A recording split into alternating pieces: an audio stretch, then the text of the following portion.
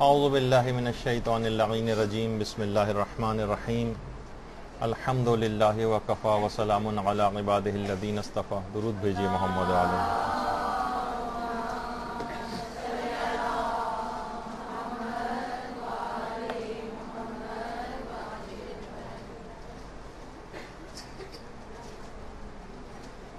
بہترین نماز کیسے پڑھیں، اس موضوع پر درس نمبر 11. اچھا، پچھلی بار گفتگو یہاں تک پہنچی تھی کہ ہم نے کہا تھا کہ ہم رکوع جو ہے وہ شروع کر دیں گے، لیکن بعد میں یہی سوچا کہ ایک دفعہ قیام کی حالت میں جو اذکار پڑھے جاتے ہیں ان کو مکمل کر لیا جائے. تو رکوع سے پہلے کیونکہ قنوت ہوا کرتا ہے دوسری رکعت میں، تو آج ہم قنوت کے فقہی احکام پر گفتگو شروع کریں گے. تو دیکھیں، قنوت ایک ایسی عبادت ہے، ایک ایسا ثواب والی چیز ہے کہ دین کے معاملے میں پروردگار عالم کی اطاعت اور جو نیکی ہے اس پر دلالت کرتی ہے. یہی وجہ ہے کہ قرآن کی جو آیات آئی ہیں اس سلسلے میں کہ قنوت عبادت اور بندگی کے سلسلے میں استعمال ہوا ہے لفظ. حضرت مریم کے لیے یہی جملہ آیا ہے سورہ آل عمران میں کہ یا مریم اقنتی لربک واسجدی وارکعی مع الراکعین، کہ اے مریم اپنے پروردگار کی اطاعت کرو. یعنی یہ لفظ قنوت اللہ اور اس کے رسول کی اطاعت سے مخصوص لفظ ہے. اسی طرح سے سورہ احزاب کی 31ویں آیت میں بھی لوگوں کے لیے وَمَن يَقْنُتْ مِنْكُنَّ لِلَّهِ وَرَسُولِهِ، جو تم میں سے اللہ اور اس کے رسول کے فرما بردار ہیں. تو یہاں پر بھی فرما برداری کے لیے یہ چیز استعمال ہوئی. اسی طرح سے قرآن کی جو دیگر آیات ہیں اس میں بھی وَقُومُوا لِلَّهِ قَانِتِينَ، اللہ کے سامنے فرما بردار بن جاؤ، اللہ کی فرما برداری اختیار کرو، اللہ کے سامنے فرما بردار بن کر کھڑے رہو. اور اسی طرح سے وَكُلُّ لَهُ قَانِتُونَ، سب کے سب فرما بردار ہیں. یعنی فرما برداری اور اطاعت میں اس لفظ کو استعمال کیا ہے قرآن نے. حضرت ابراہیم کے لیے بھی یہی لفظ استعمال ہوا ہے کہ وہ اللہ کے فرما بردار تھے.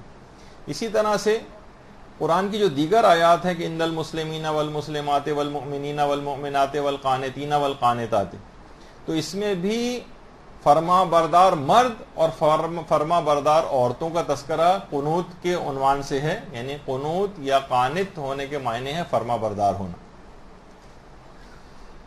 اچھا، تو بہرحال حضرت مریم کے لیے بھی جیسے کہ آپ نے ابھی دیکھا کہ یہی جملے استعمال ہوئے. لیکن ہم جو یہ چیز بیان کر رہے ہیں یہاں پر کہ دیکھیے، قنوت جو ہے اصل میں طلب حاجت کا ایک بہت بڑا ذریعہ ہے. قنوت، آپ کتنی ہی اپنی ایسی حاجات ہیں کہ جو پروردگار عالم سے حالت قنوت میں طلب کر سکتی ہیں. اپنی روز مرہ کی حاجات، ابھی جیسے جیسے اس کی تفصیلی مسائل آگے چل کر قنوت کے آئیں گے آپ کو اس کی اہمیت پتہ چلے گی کہ قنوت کی اہمیت کیا. موجودہ تمام مجتہدین قنوت کو نماز میں مستحب سمجھتے ہیں، لیکن کچھ پرانے ہمارے مراجع ایسے گزرے ہیں جیسے شیخ صدوق، وہ نماز میں قنوت کو واجب سمجھتے تھے. اور اتنا اہمیت ہے قنوت کی کہ آیت اللہ مرشی نجفی کو باقاعدہ امام زمانہ نے خاص قنوت تعلیم کیا تھا. اللہم صلی علی محمد وعلی محمد.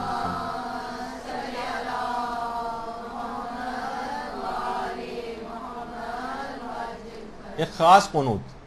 دیکھیے، ویسے تو قنوت نہ تو کسی نماز واجب کا جز ہے، نہ کسی مستحب نماز کا جز ہے، اور نہ ہی کسی نماز کی شرط صحت، یعنی جس کے بغیر نماز نہیں ہو سکتی، ایسا نہیں. جتنی بھی نمازیں ہیں ان میں قنوت تاکیدی مستحب. البتہ یہ بات یاد رہے کہ کبھی قنوت واجب بھی ہو جاتا ہے، کبھی قنوت مستحب ہوتا ہے، اور کچھ کنڈیشنز ایسی ہیں کہ جس میں قنوت پڑھنا حرام بھی ہو جاتا ہے. اور کچھ کنڈیشنز ایسی ہیں، کچھ نمازیں، بلکہ ایک آدھ نماز ایسی بھی ہے کہ جس میں قنوت نہ پڑھا جائے. اسلام نے کہا ہے کہ اس میں قنوت نہیں ہے، اگرچہ تفصیل ابھی اس کی آگے چل کر آئے گی. اچھا، کبھی قنوت واجب ہو جاتا ہے. کب قنوت واجب ہو جاتا ہے پڑھنا؟ جب نظر کی جائے کہ میں نماز، میرا فلاں کام ہو گیا تو میں نماز میں قنوت پڑھوں گی. اس کی نظر بھی بالکل جائز ہے. عام طور پر یہ رائج نہیں ہے، ہمارے یہاں کھانے پینے کی نظریں اور نیازیں جو ہیں وہ زیادہ ہوتی ہیں، لیکن یہ خود بہت اہمیت والی چیز ہے کہ قنوت جو کہ ایک مستحب عبادت ہے، اس کو نظر کر کے واجب بھی بنایا جا سکتا ہے کہ اگر میرا فلاں کام ہو گیا تو میں نماز مغرب کی دوسری رکعت میں قنوت پڑھوں گی. تو اب جو ہے قنوت پڑھنا واجب ہو جائے گا. اچھا، واجب تو ہو جائے گا، لیکن پھر بھی اگر کسی نے قنوت نہ پڑھا تو اس سے نظر کی مخالفت لازم آئے گی، جس کا کفارہ بھی دینا پڑے گا، لیکن نماز باطل نہیں ہوتی.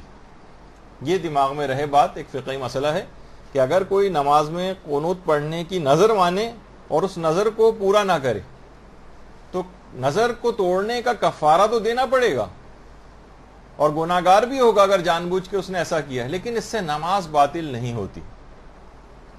تو یہ ایک دماغ میں رہے. اچھا، قنوت پڑھنا کبھی حرام بھی ہو جاتا ہے، خاص طور پر جب تنگی وقت ہو جائے، نماز قضا ہونے والی، اس وقت یا تو قنوت چھوڑنا واجب ہو جائے گا آپ پر، یا قنوت کو مختصر کرنا واجب ہو جائے گا. ابھی جیسے کہ آگے چل کر آپ تفصیل سنیں گے تو اس میں لمبے لمبے قنوت بھی آتے ہیں.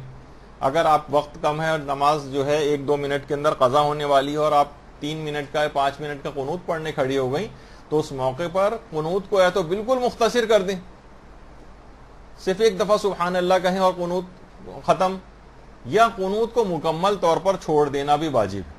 یا تو قنوت کو مختصر کرنا پڑے گا یا قنوت کو چھوڑ دینا واجب ہو جائے گا. یعنی قنوت کا پڑھنا کبھی جو ہے وہ حرام بھی ہو جاتا ہے. کس وقت کہ جب نماز کا وقت تنگ ہو اور وہ قضا ہونے والی.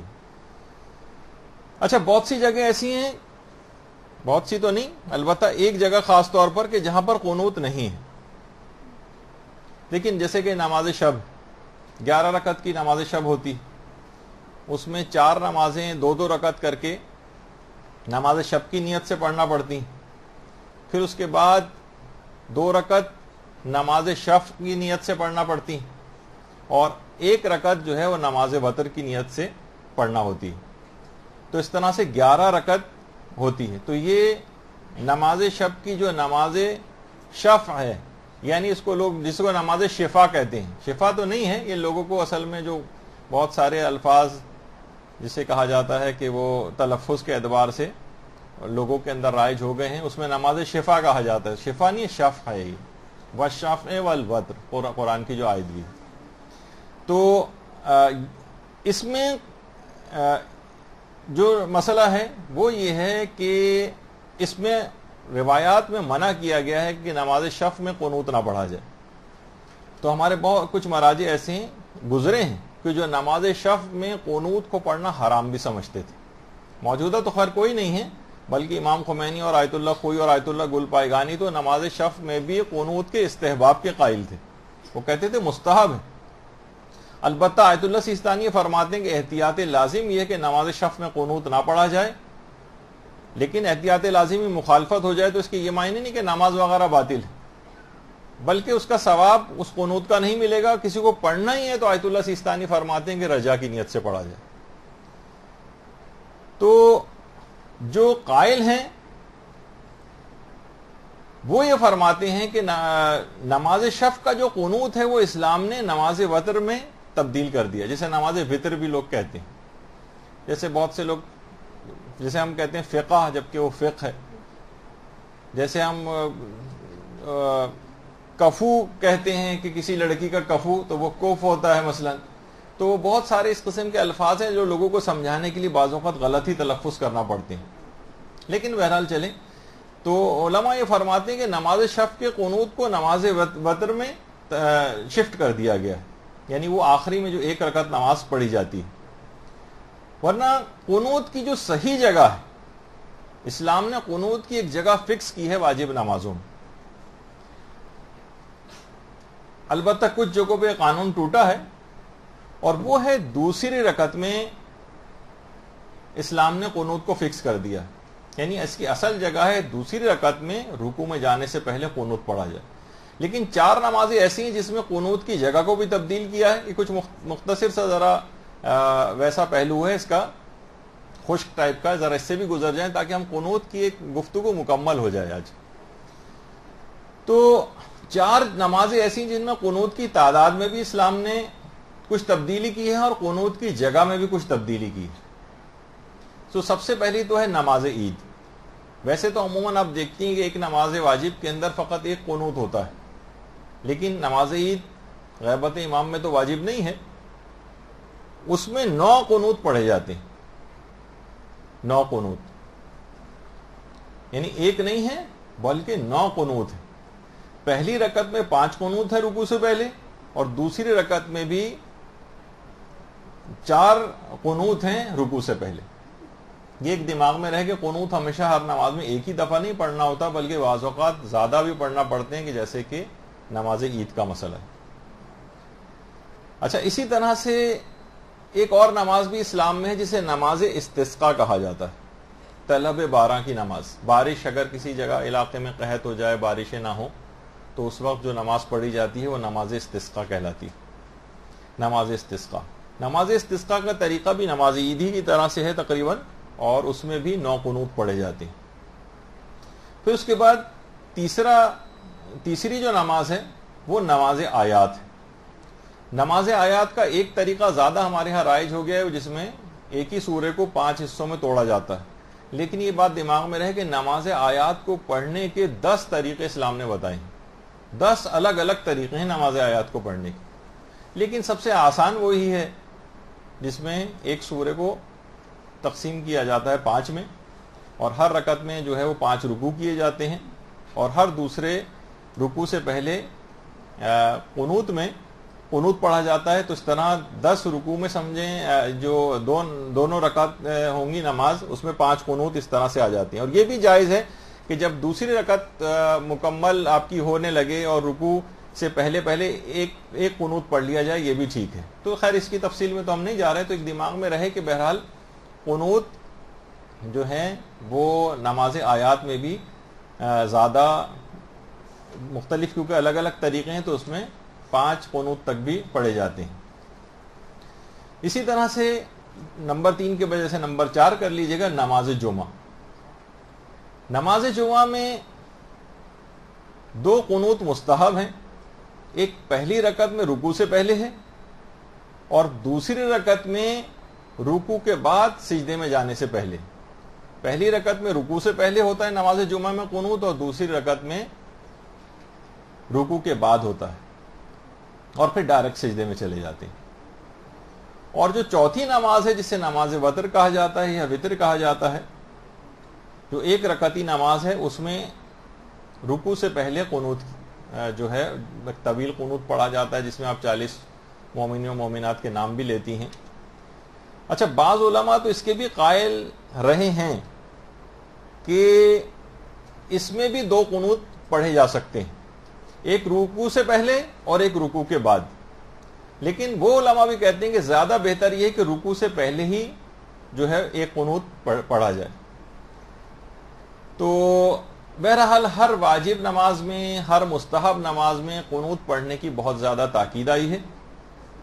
اور جو جہری نمازیں ہیں، جو بلند آواز سے نمازیں پڑھی جاتی ہیں، آپ لوگوں خواتین کے لیے بھی یہ مسئلہ ہے، ان میں بھی تاکید ہے کہ قنوت کو بلند آواز سے پڑھا جائے. بس وہی نمازوں میں بلند آواز سے قرات وغیرہ کا جو مسئلہ ہے کہ نامحرم سامنے نہ ہو تو اس کا خیال رکھا جائے. تو جہری نمازوں میں تاکید زیادہ ہے کہ قنوت کو بلند آواز سے پڑھا جائے. اور اس میں بھی 3 نمازیں ایسی ہیں، 2 تو فجر اور مغربی ہیں. اس کے علاوہ علماء فرماتے ہیں کہ نماز جمعہ میں بھی تاکید ہے کہ قنوت کو بلند آواز سے پڑھا جائے. تو قنوت کی جگہ بھی آپ کو بتائی کہ دوسری رکعت میں قنوت پڑھا جائے گا. اچھا، کیا ایک سوال دماغ میں ہوتا ہے کہ کیا ہمیں اختیار ملے گا اگر ہم پڑھ لیں تو کیا اس میں کوئی حرج ہوگا کہ ہم پہلی رکعت میں قنوت پڑھ لیں، یا تیسری رکعت میں قنوت پڑھ لیں، یا چوتھی رکعت میں قنوت پڑھ لیں؟ تو علماء فرماتے ہیں کہ نہیں، اگر کسی نے قنوت پڑھ بھی لیا تو وہ ایک دعا کی طرح کی ایک چیز ہو جائے گی، لیکن قنوت کا ثواب نہیں ملے گا. قنوت کی جگہ اسلام نے فکس کر دی ہے اور یہ کہا ہے کہ نہیں، ایسا ممکن نہیں ہے، اور آپ کو دوسری رکعت میں ہی قنوت پڑھنا پڑے گا رکوع میں جانے سے پہلے۔ پھر ایک مسئلہ یہ آتا ہے کہ کیا قنوت میں ہاتھ اٹھانا ضروری ہے؟ کیا قنوت میں ہاتھ اٹھانا ضروری ہے؟ تو علماء فرماتے ہیں کہ اصلاً دیکھا جائے تو قنوت اصل میں ایک دعا کا نام ہے۔ قنوت دعا ہے، اور دعا ہاتھ اٹھائے بغیر بھی پڑھی جا سکتی ہے، دعا آپ دل میں بھی مانگ سکتی ہیں۔ تو زیادہ تر علماء کا نظریہ یہ ہے، آغا سیستانی کا تھوڑا سا ایک اختلاف ابھی آگے چل کے بتاؤں گا، زیادہ تر علماء کا نظریہ یہ ہے کہ قنوت میں ہاتھ اٹھانا ضروری نہیں ہے، اور قنوت ایک دعا کا نام ہے، دعا آپ دل میں بھی مانگ سکتی ہیں، اور ہاتھ اٹھائے بغیر بھی آپ قنوت پڑھ سکتی ہیں۔ سارے مجتہدین یہی فرماتے ہیں، البتہ امام خمینی یا آیت اللہ گل پائگانی بھی یہ فرماتے تھے، وہ کہتے تھے کہ نہیں، اس میں اشکال ہے، ہاتھ اٹھائے بغیر قنوت پڑھنے میں اشکال ہے، یعنی ہاتھ اٹھائیں، وہ یہ کہتے تھے۔ اور آغا سیستانی بھی فرماتے ہیں کہ احتیاط واجب کی بنا پر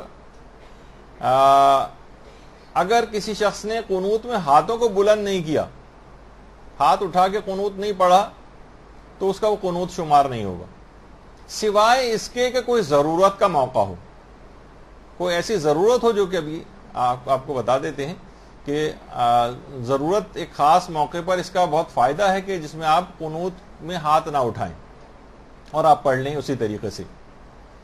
تو باقی لیکن سارے علماء یہ فرماتے ہیں کہ نہیں، قنوت میں ہاتھ اٹھانا ضروری نہیں، اور آغا سیستانی نے بھی احتیاط واجب اس میں لگائی ہے۔ اور اگر کسی نے بہرحال پڑھ بھی لیا تو آغا سیستانی کے فتوے میں قنوت نہیں ہوگا، البتہ دعا ہو جائے گی اور نماز ٹھیک رہے گی۔ لیکن وہ بھی کہتے ہیں کہ ضرورت کے موقع پر قنوت میں چاہیں تو آپ ہاتھ نہ اٹھائیں، لیکن جب واقعی ضرورت کا موقع ہو۔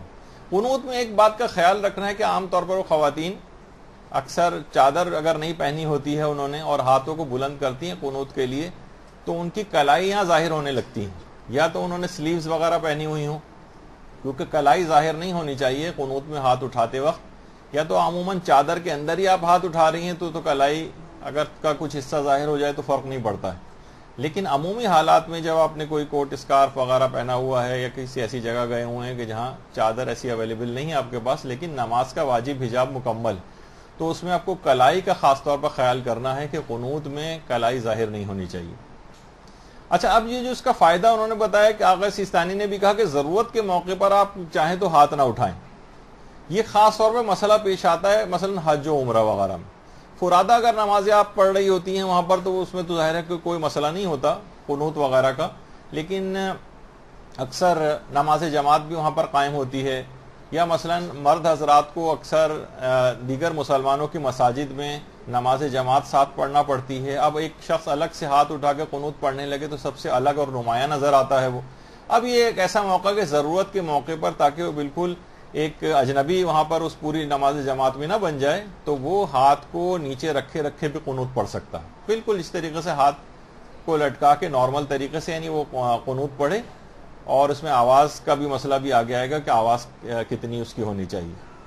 تو عام طور پر یہ اس کے اندر ایک فائدہ مل جاتا ہے۔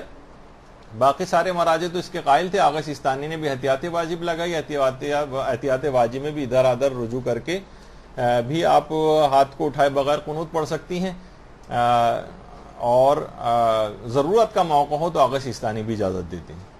اچھا، اب خود یہ جو قنوت کی جو ہم ایک شکل بناتے ہیں ایک خاص انداز سے ہاتھ اٹھا کر، خود اس شکل قنوت کے تقریباً 10 مستحبات اور آداب ہیں۔ یعنی جو شکل قنوت ہے، ویسے تو قنوت کے بہت سارے مستحبات ہیں جو بھی آگے چل کر ذکر ہوں گے، اس میں پہلا مستحب یہ ہے کہ اللہ اکبر کا ہے، تکبیر پڑھی جائے، یعنی قنوت سے پہلے تکبیر کہی جائے۔ اچھا، تکبیر کے اندر بھی اب اگلا مستحب یہ ہے کہ تکبیر آپ بغیر ہاتھ اٹھائے بھی اللہ اکبر کہہ سکتی تھی، لیکن ایک دوسرا مستحب ملے گا کہ تکبیر کے لیے ہاتھوں کو کانوں تک بلند کیا جائے، ہاتھ اٹھائے جائیں تکبیر میں، یہ دوسرا ثواب آپ کو ملے گا۔ ورنہ آپ صرف اللہ اکبر ایسے بھی کہہ سکتی تھی ہاتھ کو گرائے گرائے اللہ اکبر اور اس کے بعد آپ قنوت پڑھنے لگتی. نہیں, تکبیر کہی جائے اور تکبیر اس طرح سے کہی جائے کہ ہاتھوں کو بھی اٹھایا جائے تو یہ 2 ثواب مل جائیں گے. اچھا, اب یہ بھی آپ کر سکتی ہیں کہ ہاتھ آپ کے اوپر تو اٹھے ہوئے ہیں اور زیادہ تر لوگ یہ کرتے ہیں, اور سیدھا اسی پوزیشن سے آپ دعا کے انداز میں قنوت میں دونوں ہاتھوں کو اس طرح ملا لیتی ہیں, ملا لیں, یہ بھی جائز ہے. لیکن تیسرا مستحب آپ کو ثواب ملے گا جب آپ ہاتھوں کو نیچے گرا دیں گے. ہاتھوں کو نیچے گرا دیا آپ نے,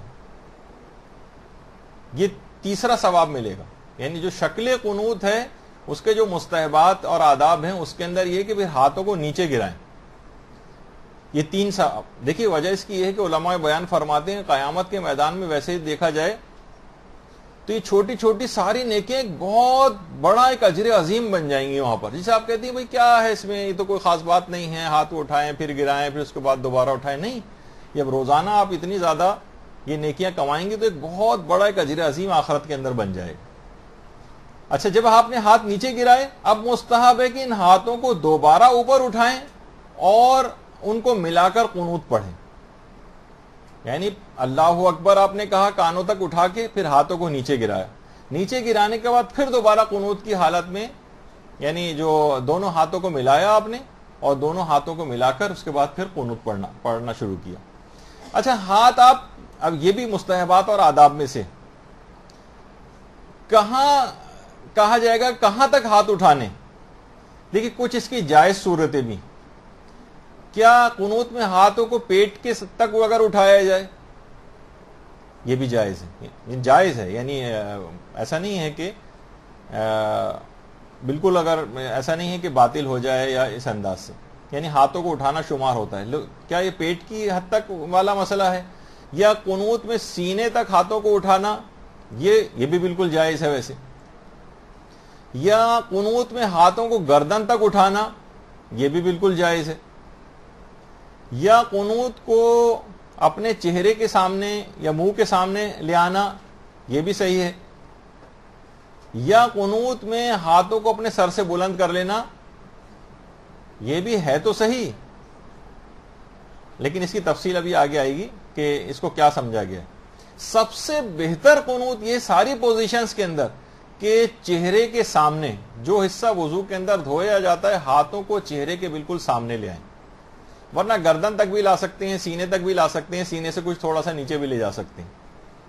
لیکن سب سے بہتر ثواب آپ کو قنوت کے مستحب کا ہونے کا کہ چہرے کے سامنے ہاتھ کو لے کر آئیں, آپ چہرے کے سامنے. پھر اگلا ثواب آپ کو ملے گا اگر آپ نے اس کا خیال کیا کہ آپ اپنے ہاتھوں کو پھیلا لیں. یعنی جس حد تک بھی آپ کو ممکن ہو کہ ہاتھ بالکل آپ کے پھیل جائیں, یعنی اس انداز سے نہ ہو. ویسے تو وہ بھی جائز ہے کہ ہاتھ کو پیالے نما نہ بنائیں, بالکل ہاتھوں کو اسٹریٹ کر لیں, بالکل ہاتھ سیدھا ہو, اور پیالے کی طرح کوشش کریں کہ نہ ہو, ورنہ یہ بھی ہو جائے تو کوئی اس میں حرج نہیں ہے. اور اس طرح سے پھیلائیں کہ ہتھیلیوں کا رخ آسمان کی طرف ہو, چہرے کے سامنے ہاتھ ہو اور بالکل ہاتھ کو سیدھا کر لیں کہ ہتھیلی کا رخ آسمان کی طرف ہو. یہ الگ سے ایک ثواب آپ کو ملے گا. اور پھر اگلا مستحب ہے, لازمی اس کا نتیجہ ہوگا تو یہی, لیکن اس کو الگ سے شمار کیا گیا ہے کہ ہتھیلیوں کا رخ آسمان کی طرف ہو اور ہاتھوں کی جو پشت ہے اس کا رخ زمین کی طرف ہو.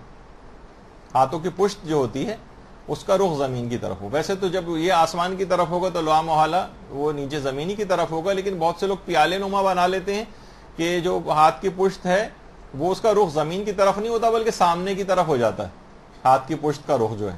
تو اس طرح سے آپ بالکل اسٹریٹ اگر ہاتھوں کو رکھیں گے آسمان کی طرف, بالکل سیدھا, جس طرح ایک ہاریزونٹل حالت میں ہاتھ ہوتا ہے تو اس میں ہتھیلی کا رخ آسمان کی طرف ہو اور ہاتھ کی پشت کا رخ زمین کی طرف ہو, یہ سب سے زیادہ مستحب ہے.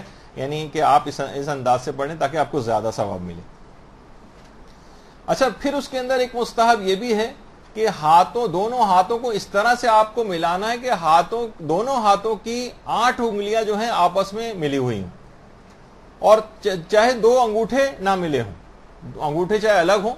اور کچھ علماء نے یہ بھی کہا کہ اگر انگوٹھے بھی انگلیوں کے ساتھ ہی ملا لیں تو بھی بہتر ہے, لیکن اگر انگوٹھے نہیں بھی اگر ہوں تو مستحب ہونے کا ثواب مل جائے گا کہ آپ کے چار ہاتھ کی ایک ہاتھ کی 4 انگلیاں اور دوسرے ہاتھ کی 4 انگلیاں، یہ 8 انگلیاں آپس میں ملا لیں تو اس کا ثواب زیادہ ہے، ورنہ تھوڑا سا اگر گیپ بھی اگر بیچ میں ہو تو ہو جاتا ہے قنوت، لیکن شکل قنوت آپ کو اس وقت ثواب زیادہ ملے گا جب آپ 8 انگلیاں ملا لیں گے آپس میں۔ اچھا، انگوٹھے البتہ الگ رہ سکتے ہیں، کچھ علماء کہتے ہیں انگوٹھے بھی ملا لیں تو بہتر ہے، لیکن انگوٹھے الگ بھی ہوں تو فرق نہیں پڑتا ہے، جیسے کہ اس تصویر میں۔ اچھا، اب آپ کی نگاہیں کہاں ہونی چاہیے؟ کیا یہ بھی ممکن ہے کہ نگاہیں آسمان کی طرف ہوں؟ جائز تو ہے، لیکن اتنا زیادہ بہتر نہیں ہے۔ ابھی مستحب ہونے کے حوالے سے یا تو آسمان کی طرف نگاہیں ہوں، یہ بھی جائز ہے، لیکن زیادہ بہتر اب یہ آگے چل کر آئے گا۔ اچھا، یا آنکھیں آپ کی زمین کی طرف ہوں، یہ بھی جائز ہے، یا آپ کی آنکھیں سامنے کہیں دیکھ رہی ہوں، یہ بھی جائز ہے، لیکن زیادہ ثواب آپ کو ملے گا جب آپ کی آنکھیں آپ کی ہتھیلیوں کے اوپر ہوں، یہ سب سے زیادہ ثواب ہے۔ ورنہ اوپر کی طرف بھی دیکھ سکتے ہیں، سامنے بھی دیکھ سکتے ہیں، کچھ نیچے جھکا کر بھی دیکھ سکتے ہیں، زمین کی طرف بھی دیکھ سکتے ہیں، لیکن زیادہ ثواب آپ کو شکل قنوت کا اس وقت ملے گا کہ جب آپ کی آنکھیں یا آپ کی نگاہیں جو ہیں وہ آپ کی ہتھیلیوں کے اوپر ہوں۔ اچھا، کچھ مستحبات، یہ تو تقریباً 10 مستحبات تو یہ صرف شکل قنوت کے ہیں۔ مزید مستحبات کے اندر اگر دیکھیں جو اس سے ہٹ کر ہیں، کہ مستحب ہے کہ قنوت میں آواز بلند آواز سے قنوت پڑھا جائے، بلند آواز سے۔ اچھا، چیخ کر مراد نہیں، چیخنے سے تو نماز باطل ہو جاتی ہے، خواہ نماز جہری ہو یا اخفاتی، مستحب ہے کہ قنوت تو بلند آوازی سے پڑھا جائے، چاہے نماز فرادہ پڑھ رہے ہوں، اکیلی آپ پڑھ رہی ہوں گھر میں، تب بھی بلند آواز سے پڑھنا مستحب ہے، یا مرد حضرات کے لیے بھی، خواتین کے لیے بس نامحرم کا خیال کرنا ہوتا ہے، یا پیش امام جو نماز جماعت پڑھا رہا ہے اس کے لیے بھی مستحب ہے کہ وہ قنوت بلند آواز سے پڑھے، حتیٰ کہ جو ماموم مقتدی ہوتے ہیں پیش امام کے پیچھے جو نماز پڑھ رہے ہیں ان کے لیے بھی مستحب ہے کہ قنوت بلند آواز سے پڑھیں، شرط یہ ہے کہ پیش امام کے کان تک اس قنوت کی آواز نہ جائے۔ یعنی نماز جماعت میں مقتدیوں کے قنوت کی آواز کتنی ہونی چاہیے؟ تو کتابوں کے اندر بھی یہی لکھا ہوا ہے کہ مقتدی کے لیے بھی مستحب ہے کہ وہ قنوت بالجہر پڑھیں، یعنی بلند آواز سے پڑھیں، لیکن اس طرح سے پڑھیں ماموم کہ ان کے قنوت کی آوازیں آپس میں ایک دوسرے تک تو جا رہی ہوں لیکن پیش امام تک نہ جا رہی ہوں۔ اگر پیش امام کے کان تک قنوت کی آواز جائے گی تو نماز کا ثواب کم ہو جائے گا، مکروہ ہے۔ یعنی جس وقت پیش امام، یعنی قنوت پڑھنا بھی مستحب ہے بلند آواز سے، لیکن پیش امام نماز جماعت میں اس کے کان تک کسی ذکر کی، مستحب ذکر کی آواز نہ جائے، یہ الگ ایک حکم ہے۔ تو یہاں پر جماعت کا حکم جو ہے وہ غالب آ جائے گا۔ نماز جماعت اگر کوئی شخص پڑھے تو مقتدیوں کو آواز اتنی رکھنی پڑے گی کہ آپس میں ایک دوسرے تک چاہے چلی جائے لیکن پیش امام کے کان تک آواز نہیں جائے، یعنی جماعت کے قانون کا خیال رکھنا پڑتا ہے قنوت کے سلسلے میں، اور وہ اتنا زور سے نہ پڑھیں ورنہ نماز کا ثواب کم ہو جائے گا۔ اچھا، اس میں پہلی صف والوں کو احتیاط کی زیادہ ضرورت ہوتی، پہلی صف والوں کو، کیونکہ وہ پیش امام سے قریب ہوتے ہیں، لیکن مثلا تیسری، چوتھی یا پانچویں جو صف ہے یا چھٹی، ساتویں صف جو ہوتی ہے اس میں تو کسی احتیاط کی ضرورت بھی نہیں ہوتی، کیونکہ ان کی آواز اتنی بلند نہیں ہوتی کہ وہ پیش امام تک جائے، تو ان کو تو اتنی احتیاط کی ضرورت نہیں ہے۔ خاص طور پر پہلی صف کے اندر جو لوگ موجود ہیں اور پہلی صف میں بھی جو پیش امام سے زیادہ قریب ہیں، کھڑے ہوئے ہیں، ان کے لیے پہلی صف یا دوسری صف والے کے اتنی آواز میں پڑھیں کہ آپس میں چاہے چلی جائے لیکن پیش امام کے کان تک آواز نہ جائے۔ اور جیسے کہ ہمارے استاد محترم بھی ایک کہا کرتے تھے کہ یہ مسئلہ فقط زیادہ پیش آئے گا صرف جمعے اور عیدین میں، تو اسی میں کئی صفیں ہوتی ہیں، ورنہ عام دنوں میں ہماری مساجد میں جو پہلی صف ہوتی ہے وہی آخری صف ہوتی ہے، تو لہٰذا اس احتیاط کی عام دنوں کے اندر تو ضرورت پیش نہیں آئے گی شاید۔ تو پہلا تو مستحب یہ ہوا، یعنی اس شکل قنوت کے مستحبات کے بعد کہ قنوت بلند آواز سے پڑھا جائے، یہ مستحب ہے۔ دوسرا مستحب یہ ہے کہ قنوت کو طویل ہونا چاہیے، لمبا قنوت پڑھیں، جتنا قنوت طویل ہوگا اتنا ثواب زیادہ ہوگا. افضل الصلاۃ ما طال قنوتها، سب سے افضل نماز اس کو کہا جاتا ہے کہ جس کا قنوت طویل ہوتا ہے، قنوت جس کا طویل ہو. خاص طور پر نماز شب میں جو نماز وتر ہے اس کا قنوت، اس میں جو قنوت پڑھا جاتا ہے اس کو جتنا چاہیں طویل کریں، اور عام نمازوں کے قنوت کو بھی جتنا چاہیں طویل کیا جا سکتا ہے، اور جتنا چاہیں مختصر کریں وہ بھی آپ کو اجازت ہے. مثلا مختصر ترین قنوت آپ پڑھ لیں سبحان اللہ، بس ایک دفعہ آپ نے کہا بس قنوت ہو گیا. لیکن جتنا آپ قنوت کو طویل کرتی جائیں گی اتنا ثواب بڑھتا چلا جائے گا. یعنی کیونکہ قنوت میں اصل میں دعا پڑھی جاتی ہے، اور دعا کے کم اور زیادہ ہونے سے بھی ثواب نماز میں قنوت کے طویل ہونے سے مختصر ہونے سے فرق پڑتا ہے. نماز کا ثواب بھی بڑھتا ہے. قنوت مختصر پڑھیں گے تو ثواب کم ملے گا، قنوت طویل پڑھیں گے تو ثواب زیادہ ملے گا. اور بہت ساری احادیث آئی ہیں جس کی بنا پر علماء نے باقاعدہ قنوت کے طویل پڑھنے کے استحباب کا جو فتویٰ دیا ہے کہ اطولکم قنوتاً فی دار الدنیا اطولکم راحتاً یوم القیامت فی الموقف. پیغمبر اسلام یہ جملہ ارشاد فرماتے ہیں، اللہم صلی علی محمد وعلی محمد،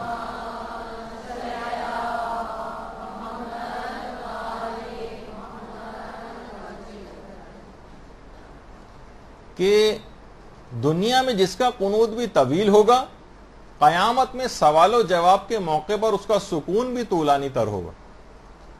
یعنی قنوت کا اصل آپ کو فائدہ طویل پڑھنے کا اس وقت آپ کو جب ہر شخص کے حواس جواب دے رہے ہوں گے، جس وقت سوال و جواب کا موقع ہوگا، اور کتنے لرزتے ہوئے، کیونکہ سوال و جواب جس وقت حساب کتاب ہو رہا ہوگا اس کے بعد جو فیصلہ کیا جائے گا اس کے متعلق، تو کتنے دھڑکتے ہوئے دل کے ساتھ مومن اس وقت اس کی کیفیت ہوگی، کتنا پریشان ہوگا کہ میرے ساتھ کیا ہونے والا ہے. اور خود حساب و کتاب، تو اس موقع پر اس کا سکون طولانی تر ہوگا. یعنی جتنا اس دنیا میں قنوت کو لمبا کرے گا. اور خاص طور پر جو نماز شب کی جو نماز وتر ہے اس کا جو قنوت ہے اس کے لیے بھی یہی پوری حدیث ہے. بس اس کے اندر ایک جملے کا اضافہ ہے کہ اطولکم قنوتاً فی الوتر فی دار الدنیا اطولکم راحتاً یوم القیامت فی الموقف. بس اس میں نماز وتر کے قنوت کا ایک جملے کا اضافہ ہے، ورنہ پوری حدیث وہی ہے جو کہ عام نمازوں کے قنوت کے سلسلے میں آئی ہے. تو اس قنوت میں آپ 40 مومنین کے لیے دعا بھی کرتی ہیں نماز شب کے جو آخری رکعت ہوتی ہے، اور 40 سے زیادہ بھی مومنین کے لیے دعا کر سکتی ہیں. چاہیں تو 40 سے کم مومنین کے نام بھی لے سکتی ہیں، یہ آپ کو اختیار ہے، ورنہ عام طور پر 40 کا عدد ہے. اور اس کے اندر جو دیگر مستحبات ہیں بہت سارے، کہ 4 قل بھی پڑھے جاتے ہیں، اور 70 مرتبہ جو ہے وہ فلاں دعا پڑھی جاتی ہے، اور 300 مرتبہ فلاں دعا پڑھی جاتی ہے، جو کہ جب ہم مستحب نمازیں ڈسکس کریں گے اس وقت تفصیل ان کی آئے گی. تو جب ظاہر اتنی سب چیزیں آپ کریں گی تو زیادہ ٹائم بھی اس کے اندر لگے گا، قنوت لمبا ہوگا، اور قنوت لمبا ہونے کا ثواب آخرت میں ظاہر ہوگا کہ جس وقت حساب کتاب لیا جا رہا ہوگا. اچھا، نمازوں میں لمبے لمبے سورے پڑھنے سے بھی زیادہ ثواب لمبا قنوت پڑھنے کا ہے. لمبے قنوت کا ثواب لمبے سورے پڑھنے سے بھی زیادہ ہے. البتہ نماز جماعت کا مسئلہ صرف الگ ہے. نماز جماعت کے اندر قنوت کو زیادہ لمبا نہ پڑھا جائے، کیونکہ نماز جماعت میں اضعف المعمومین کا خیال کرنا ہوتا ہے. یعنی جو نمازی کھڑے ہوئے ہیں اس میں بہت سارے بزرگ ہیں، بہت کمزور لوگ بھی اس کے اندر ہوتے ہیں، ان کا خیال کریں. اتنا لمبا قنوت آپ پڑھیں گی تو وہ لوگ پریشان ہو جائیں گے. مقتدیوں میں بہت زیادہ بوڑھے اور کمزور لوگ بھی ہوتے ہیں. فقیہ خراسانی کہ اپنی طویل نمازوں میں مشہور تھے اور قنوت بھی طویل پڑھاتے تھے. وہ کہتے تھے پوری نماز جماعت میں مجھ سے زیادہ کوئی بھی ضعیف اور کمزور نہیں ہوگا، اور نہ مجھ سے زیادہ کوئی عمر رسیدہ ہوگا. جب میں اتنی دیر قنوت پڑھ سکتا ہوں تو آپ لوگ تو ماشاءاللہ سارے مجھ سے تو جوان ہی ہیں. تو بہرحال لیکن خیال کرنا ہوتا ہے سب سے کمزور ترین آدمی کا، کہ زیادہ لمبا قنوت، اگر فرادہ آپ نماز پڑھیں تو جتنا چاہے لمبا کر دیجئے، لیکن اس موقع پر آپ اگر قنوت کو اگر لمبا کریں گی بہت زیادہ، آپ کو تو خواتین کا تو خیر یہ مسئلہ نہیں ہوتا، مرد حضرات کے لیے عام طور پر ہوتا ہے کہ اگر کوئی پیش امام پڑھا رہا ہے نماز اور اس کے اندر کوئی بزرگ افراد بھی ہیں تو وہ قنوت کو زیادہ طویل نہ کرے. وہ جو مختلف عربیوں کے جو لطیفے بھی مشہور ہیں نا، کہ وہ جو اب تو خیر بہت زیادہ مشہور ہو چکا ہے کہ پیش امام ایک جگہ اعرابی جو تھا وہ پہنچ گیا تھا کسی جگہ اور پیش امام کہیں نماز پڑھا رہا تھا، تو پیش امام نے لمبا سورہ پڑھانا شروع کر دیا، سورہ بقرہ پڑھانے لگا، اتنی دیر لگ گئی، گھنٹہ بھر لگ گیا نماز میں۔ ایک ہفتے بعد، ایک مہینے بعد دوبارہ اسی علاقے میں آیا تو وہی پیش امام موجود تھا، یہ بیچارہ پھر پھنس گیا اسی جماعت کی نماز میں۔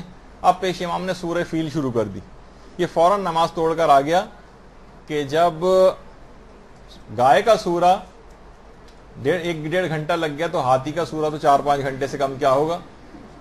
تو عام طور پر یہ کہا جاتا ہے کہ فقہی مسائل کے اندر بھی ہے کہ نماز جماعت کے اندر قنوت کو اور جو سورے ہیں ان کو بھی مختصر رکھا جائے۔ اچھا، بہت سارے افراد جو اس قسم کی حدیثیں پڑھ لیتے ہیں، یہ یطولکم قنوتاً فی دار الدنیا والی، پیش اماموں کو لے جا کے دکھاتے ہیں کہ دیکھیے آپ جو اتنا مختصر قنوت پڑھا رہے ہیں یہ تو حدیث کے خلاف ہے، اس کے اندر تو ہے کہ قنوت زیادہ ثواب ملے گا اگر مستحب ہو، اگر طویل ہو، جتنا طویل ہوگا اتنا استحباب بڑھے گا، اور آپ اتنا مختصر قنوت پڑھاتے ہیں، اتنی جلدی آپ نماز ختم کر دیتے ہیں تو نماز جماعت کے کچھ احکام اس انداز سے بدل جاتے ہیں، یہ دماغ میں رکھنا چاہیے۔ اور علماء کی سیرت میں بھی یہ چیز رہی، طویل قنوت ملا ہادی سبزواری، ہمارے علماء کی دیکھیے سیرت کا مطالعہ کرنا چاہیے، نماز شب کے قنوت میں دعائے جوشن کبیر پڑھا کرتے تھے، اور ایسی دعائیں پڑھتے تھے کہ جس میں 1000 اسماء الہی اور 1000 صفات پروردگار کا تذکرہ ہوتا تھا۔ ایسی دعاؤں پر مشتمل جو ہے قنوت پڑھا کرتے تھے جس کے اندر 1000 صفات پروردگار اور 1000 اسماء الہی کا تذکرہ ہو، دعائے جوشن کبیر کے ساتھ۔ آیت اللہ بہجت خود فرماتے تھے کہ میں نے ایک زمانہ دیکھا ہے نجف میں کہ حرم امیر المومنین علیہ الصلوۃ والسلام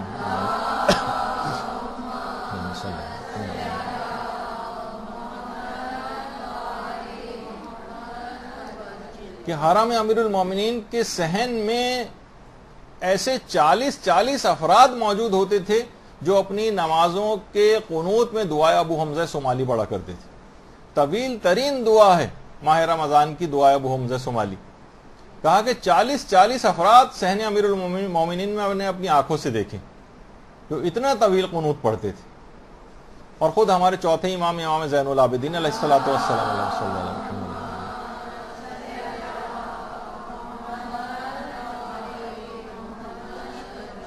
300 بار الاف الاف الاف پروردگار مجھے بخش دے، مجھے بخش دے، مجھے بخش دے، 300 مرتبہ پڑھا کرتے تھے۔ اور پیغمبر سے مروی ان سے منسوب ایک تفسیر المیزان میں روایت بھی ہے جسے ہمارے چھٹے امام جعفر صادق علیہ الصلوۃ والسلام نے نقل کیا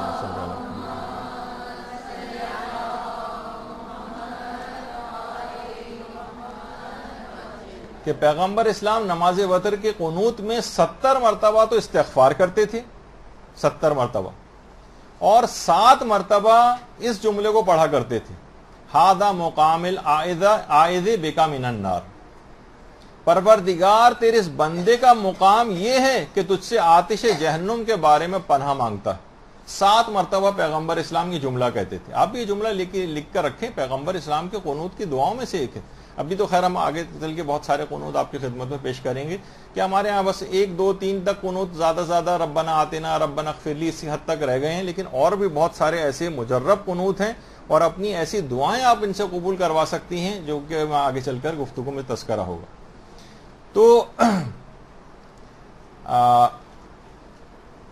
تو بہرحال، اور یہ شروع ہی سے، یعنی جس وقت نماز واجب ہوئی تھی اس وقت سے ہی پیغمبر اور اہل بیت رسول صلی اللہ علیہ وآلہ وسلم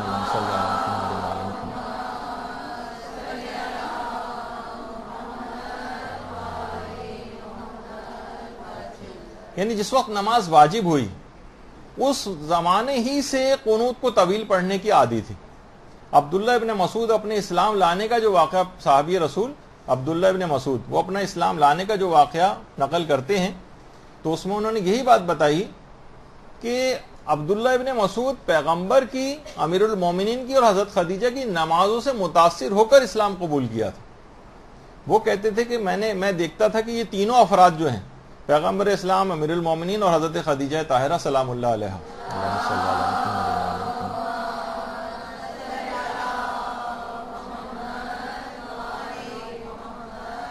باقاعدہ آج بھی علماء وہ مقام لے جا کر دکھاتے ہیں کہ جہاں پر نماز جماعت یہ 3 افراد آ کر پڑھا کرتے تھے، پیغمبر، امیر المومنین اور حضرت خدیجہ، تینوں افراد آ کر وہاں نماز جماعت پڑھا کرتے تھے. اور میں ان کی نماز جماعت کو آ کر دیکھتا تھا، عبداللہ ابن مسعود فرماتے ہیں، اور یہ بات نوٹ کرتا تھا کہ وہ قنوت کو بہت زیادہ طول دیتے ہیں. یعنی ابھی نماز صرف واجب ہوئی ہے، یعنی نماز کا ویسے تو حکم الگ ہے، لیکن اس زمانے میں جب پیغمبر اسلام اور امیر المومنین اور سب لوگ بھی نماز پڑھتے تھے تو بالکل اوائل اسلام میں اتنا طویل قنوت پڑھا کرتے تھے، اس سے متاثر ہوتے تھے افراد، اتنا طویل قنوت، اور ان کی نمازوں سے متاثر ہو کے بھی اسلام قبول کرتے تھے.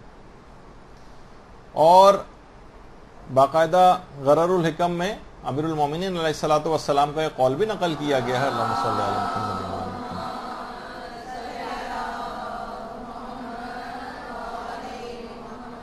کہ نماز میں قنوت کو اور سجدے کو طول دینا نمازی کے لیے آتش جہنم سے نجات پانے کا ایک سبب. یعنی اگر وہ اپنے سجدوں کو طول دے گا اور اپنے قنوت کو طول دے گا تو امیر المومنین فرماتے ہیں کہ یہ آتش جہنم سے نجات کا سبب بن جائے گا. تو قنوت کو طویل کرنے کا بھی طریقہ آگے چل کے ہم بیان کریں گے. قنوت کو طویل کرنے کے لیے آپ یہ بھی کر سکتی ہیں، یہ ضروری نہیں کہ ایک ہی قنوت ہی اتنا لمبا آپ انتخاب کریں، نہیں، آپ 4 5 6 قنوت ملا کر بھی جتنی آپ دعائیں یاد کرتی جائیں گی وہ ابھی آپ کے سامنے ہم جو ہے وہ پیش کریں گے.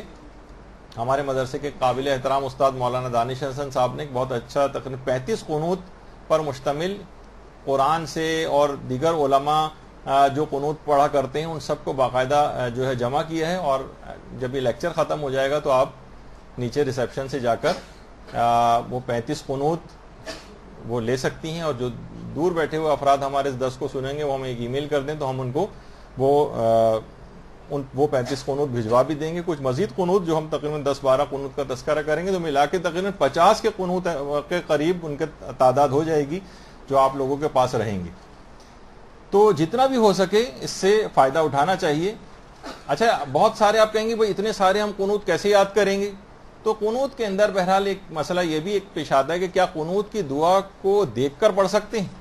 مثلا کاغذ ہمارے ہاتھ میں ہے، اس سے دیکھ کر پڑھ لیں، کہ سامنے کسی جگہ پہ ہم نے دیوار پہ لکھ کے لگا لیا ہے اور وہاں اس کے سامنے کھڑے ہو کے ہم نماز پڑھ رہے ہیں، اس کو دیکھ کر پڑھ لیں، کیا اس کی اجازت ہے؟ دیکھیے عام نمازوں کے اندر بھی یہ جو نمازیں پڑھی جاتی ہیں اور کہا جاتا ہے فلاں سورہ پڑھا جائے تو یہ ثواب ہے، فلاں سورہ پڑھا جائے تو یہ ثواب ہے، تو اس کے اندر بھی یہ ہے کہ کچھ دیکھ کر پڑھنے سے کچھ ثواب کم تو ہو جاتا ہے، لیکن ایسا نہیں ہے کہ نماز غلط ہو جائے اور آپ کو اس کا فائدہ بھی ملے گا.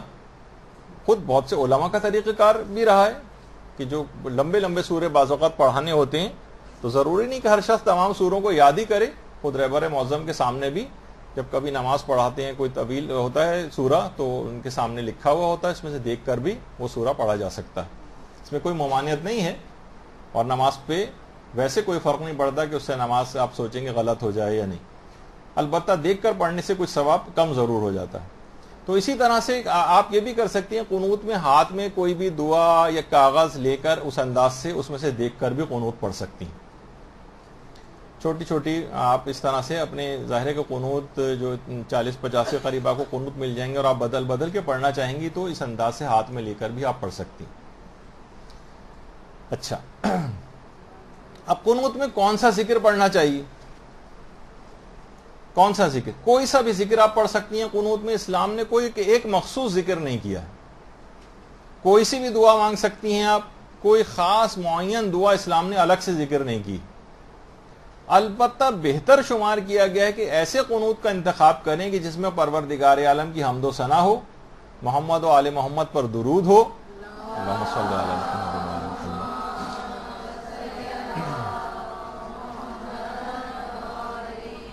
اور اپنے اور دیگر مومنین کے لیے دعا ہو اس کے اندر. اس ایسے قنوت کا جو ہے وہ انتخاب کرنا چاہیے. البتہ کچھ خاص نوافل ہیں جس میں کچھ خاص قسم کے قنوت کے اذکار تذکرہ ہوں وہ ایک الگ ہے، لیکن عام طور پر کوئی مخصوص ذکر نہیں. اور مختصر ترین قنوت بھی پڑھا جا سکتا ہے. مثلا آپ ایک دفعہ سبحان اللہ بھی کہہ سکتی ہیں، ایک سے زائد دفعہ بھی کہہ سکتی ہیں، لیکن ایک دفعہ سبحان اللہ آپ نے کہا بس قنوت ہو گیا. آپ یہ بھی کر سکتی ہیں، ایک دفعہ الحمدللہ کہا قنوت ہو گیا، ایک دفعہ مثلا آپ نے اللہ اکبر کہا، یہ بھی قنوت ہو گیا، ایک دفعہ لا الہ الا اللہ کہا، یہ بھی قنوت شمار ہو گیا۔ اسی طرح سے قنوت میں بڑی دعاؤں کی طرف بھی آپ جا سکتی ہیں، پوری دعائے کمیل آپ قنوت کے اندر پڑھ سکتی ہیں، دعائے کمیل کے کچھ جملے آپ صرف نکال کے قنوت میں پڑھ سکتی ہیں، پوری دعائے مشلول آپ قنوت کے اندر پڑھ سکتی ہیں، واجب نماز میں بھی پڑھ سکتی ہیں، مستحب نماز میں بھی پڑھ سکتی ہیں، دعائے جوشن کبیر یہ آپ قنوت کے اندر پڑھ سکتی ہیں۔ اس کے علاوہ قنوت میں آپ آیات قرآنی بھی پڑھ سکتی ہیں، آیات قرآنی، انبیاء کی کتنی دعائیں ہیں وہ آپ پڑھ سکتی ہیں۔ مثلا کسی کو وسوسے بہت آتے ہیں، اس کے لیے مثلا یہ کہ رب اعوذ بک من ہمزات الشیاطین، اور اس طرح سے بہت ساری جو دعائیں ہیں وہ آپ پڑھ سکتی ہیں۔ بہت ساری خواتین یہ بہت پریشان ہوتی ہیں کہ اولاد نماز کی پابند نہیں ہے، تو آپ یہ قرآنی جو دعا پڑھ سکتی ہیں، رب اجعلنی مقیم الصلاۃ ومن ذریتی ربنا وتقبل دعا۔ اس طرح سے کر کے بہت سارے افراد ایسے ہیں کہ جو واقعی بہت سخت پریشان ہیں، اور اپنی حاجات ان قنوت کے ذریعے قرآنی دعائیں بھی اس کے اندر پڑھی جا سکتی ہیں قنوت میں۔ ابھی ہم تیز رفتاری سے جائیں گے، بعد میں تو آپ کو مل ہی جائیں گی سب لکھی ہوئی بھی۔ اسی طرح سے لوگوں کی اولاد بگڑی چلی جا رہی ہے، پریشان ہو رہے ہیں، صالح اولاد کے لیے دعائیں ہیں، ربی حبلی من الصالحین، رب لا تذرنی فردا وانت خیر الوارثین۔ اس طرح سے کر کے بہت ساری دعائیں ایسی ہیں کہ جو کہ اولاد کے صالح ہونے کے لحاظ سے قرآنی دعائیں ہیں، انبیاء کی دعائیں ہیں، وہ پڑھی جا سکتی ہیں۔ ظالموں کا دور دورہ ہو گیا ہے، ہر جگہ انسان پریشان ہے، ظالموں سے نجات پانے کے لیے کچھ خصوصی قرآنی دعائیں ہیں، وہ پڑھی جا سکتی ہیں۔ ابھی میرے پاس اتنا وقت بھی نہیں کہ ان سب کو پڑھوں۔ اسی طرح سے عذاب جہنم سے مثلا اگر پناہ مانگنی ہے، انسان بہت ڈرتا ہے، آپ نے آخرت کی چیزوں کو بھی تو یاد کرنا چاہیے نا، فقط دنیا ہی تو نہیں مانگنی ہے قنوت کے اندر، تو یہ دعا پڑھے اس میں، ربنا اصرف عنا عذاب جہنم ان عذابها کان غراما انها ساعت مستقرا ومقاما، اور اس طرح سے بہت ساری دعائیں ہیں۔ علم میں اضافے کی دعا یہ خاص طور پر دینی طالب علموں کو بھی اور ایک عام مومن اور مومنہ کا بھی فریضہ ہے کہ وہ دعا مانگے کہ میرے علم میں پروردگار اضافہ فرمائے۔ اس طرح اپنے والدین کے لیے ربنا اغفر لی والی دعا، یہ تو خیر تقریباً رائج بھی ہے، یا ربنا اغفر لنا ذنوبنا واسرافنا فی امرنا، اس طرح سے کر کے بہت سی دعائیں۔ آج کل فساد کتنے زیادہ پھیل رہے ہیں، رب انصرنی علی القوم المفسدین۔ اپنے بھائیوں کے لیے الگ جو دعائیں قرآن کے اندر جو ذکر ہوئی ہیں وہ انسان پڑھ سکتا ہے۔ بہت ساری دعائیں ایسی ہیں جو خواتین جن کی شادیاں نہیں ہو رہی ہیں، یا والدین اپنی شادی بیٹیوں کے اور لڑکوں کے رشتوں کے سلسلے میں پریشان ہیں، وہ اپنی نمازوں کے قنوت میں ان دعاؤں کو پڑھ سکتے ہیں، ربنا حب لنا من ازواجنا وذریاتنا قرۃ اعین وغیرہ، اس طرح سے کر کے بہت ساری دعائیں ہیں۔ تو اس قنوت کو اس انداز سے باقاعدہ استعمال کرنا چاہیے، ان ساری دعاؤں کو۔ جتنا انسان ان کو دعاؤں کو استعمال کرے گا، خود اپنے امام زمانہ علیہ الصلوۃ والسلام کو یاد کرے، اللہم صلی علی محمد وعلی محمد۔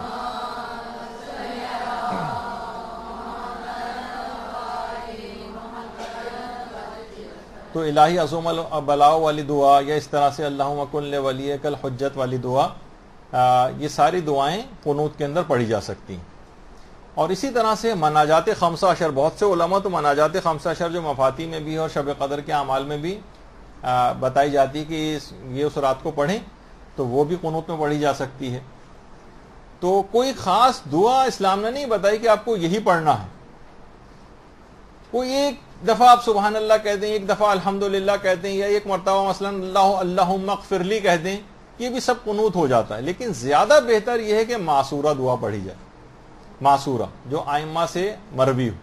مثلا سب سے زیادہ ثواب اگر آپ کو لینا ہے قنوت پڑھنے کا، تو سب سے زیادہ ثواب کلمات فرج کا ہے، لا الہ الا اللہ الحلیم الکریم، لا الہ الا اللہ العلی العظیم، اور پورا جو کلمات فرج ہیں یہ باقاعدہ آپ کو توضیح المسائل کے اندر بھی مل جائیں گے، اور یہ جو آپ کو آج قنوت کا جو پیجز ملیں گے جس پہ 35 قنوت لکھے ہوئے ہیں اس کے اندر بھی مل جائیں گے۔ اور عام زندگی میں بھی ان کلمات فرج کو پڑھنے کا بہت زیادہ ثواب ملتا ہے، اور یعنی نماز سے ہٹ کر بھی عام زندگی میں پڑھ سکتی ہیں، اور مرنے والے کے سرہانے بھی ان کلمات فرج کو پڑھنے کی بڑی تاکید، بلکہ بہت آسانی کے ساتھ اس کی جان نکل جاتی ہے، بہت آسانی کے ساتھ جان آفرین کو جان جو ہے وہ سپرد کر دیتا ہے. یعنی مرنے والے کے سرہانے کلمات فرج ویسے بھی یاد ہونے چاہیے. خود مجھے بھی اپنے قریبی رشتہ دار کے سرہانے اس کو کلمات فرج کو پڑھنے کی سعادت ملی تھی، اور انتہائی آسانی کے ساتھ روح ان کی جو ہے قبض ہو گئی تھی، اور کوئی ذرا سے بھی آثار تکلیف معمولی سے بھی ظاہر نہیں ہوئے تھے. تو بہرحال بڑا اس کے فائدے ہیں، اور یہ عموماً بچوں کو بھی یاد کروانا چاہیے. گھر کے تمام افراد کو کلمات فرج جو ہے وہ یاد ہونے چاہیے، تاکہ کبھی ایسا موقع آ جائے تو اس موقع پر پڑھ دیا جائے. بلکہ یہاں تک حکم ہے کہ اگر مرنے والا یعنی قریب المرگ جو شخص ہے وہ اگر خود پڑھ سکتا ہے ان کلمات فرج کو، تو اس سے پڑھوائے جائیں کہ وہ اپنے زبان سے بھی ان کلمات فرج کو پڑھے. تو وہ قنوت میں بھی اس لحاظ سے اگر عادی ہوگا پڑھنے کا تو اس موقع پر بھی پڑھوانے میں آسانی ہوگی اور خود بھی پڑھنے میں آسانی ہوگی. یہاں تک ہے کہ علماء فرماتے ہیں کہ طولانی دعاؤں کو کہا ہے نا کہ قنوت جتنا طویل ہوگا اتنا ثواب زیادہ ملے گا، تو دعائے کمیل کا پھر ثواب زیادہ ہونا چاہیے. علماء فرماتے ہیں کہ طویل ترین دعاؤں سے بھی زیادہ ثواب کلمات فرج کا ہے قنوت میں پڑھنے کا. یعنی واضح طور پر اگر کہیں کہ دعائے کمیل سے بھی زیادہ ثواب کلمات فرج کا ہے قنوت کے اندر، تو اس میں کوئی مبالغہ نہیں.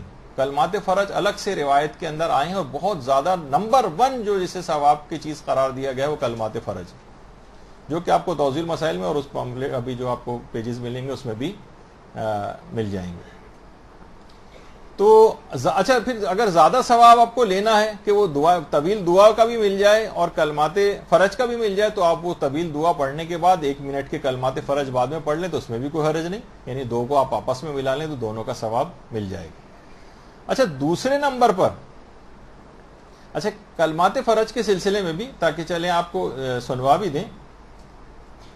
اللهم صل على محمد وآل محمد. لا إله إلا الله الحليم الكريم، لا إله إلا الله العلي العظيم. سبحان الله رب السماوات السبع ورب الأرضين السبع وما فيهن وما بينهن ورب العرش العظيم، والحمد لله رب العالمين. اللهم اغفر لنا وارحمنا وعافنا واعف عنا في الدنيا والآخرة، إنك على كل شيء قدير. وصل على محمد وآله الأطيبين. الله أكبر. اللهم على محمد وآل محمد. لا إله إلا الله الحليم الكريم، لا إله إلا الله العلي العظيم. سبحان الله رب السماوات السبع ورب الأرضين السبع وما فيهن وما بينهن ورب العرش العظيم.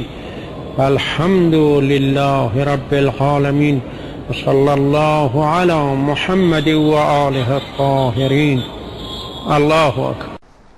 تو یہ کلمات فرج ہیں، ان کو پڑھنے کا بہت ہی زیادہ ثواب ہے. تو یہ تو ہو گئے نمبر 1. اچھا، ثواب کے اعتبار سے نمبر 2 کے اوپر جو ہے ثواب کے اعتبار سے وہ ایک اور قنوت ہے جسے شیخ کلینی نے امام صادق علیہ الصلوۃ والسلام سے نقل کیا ہے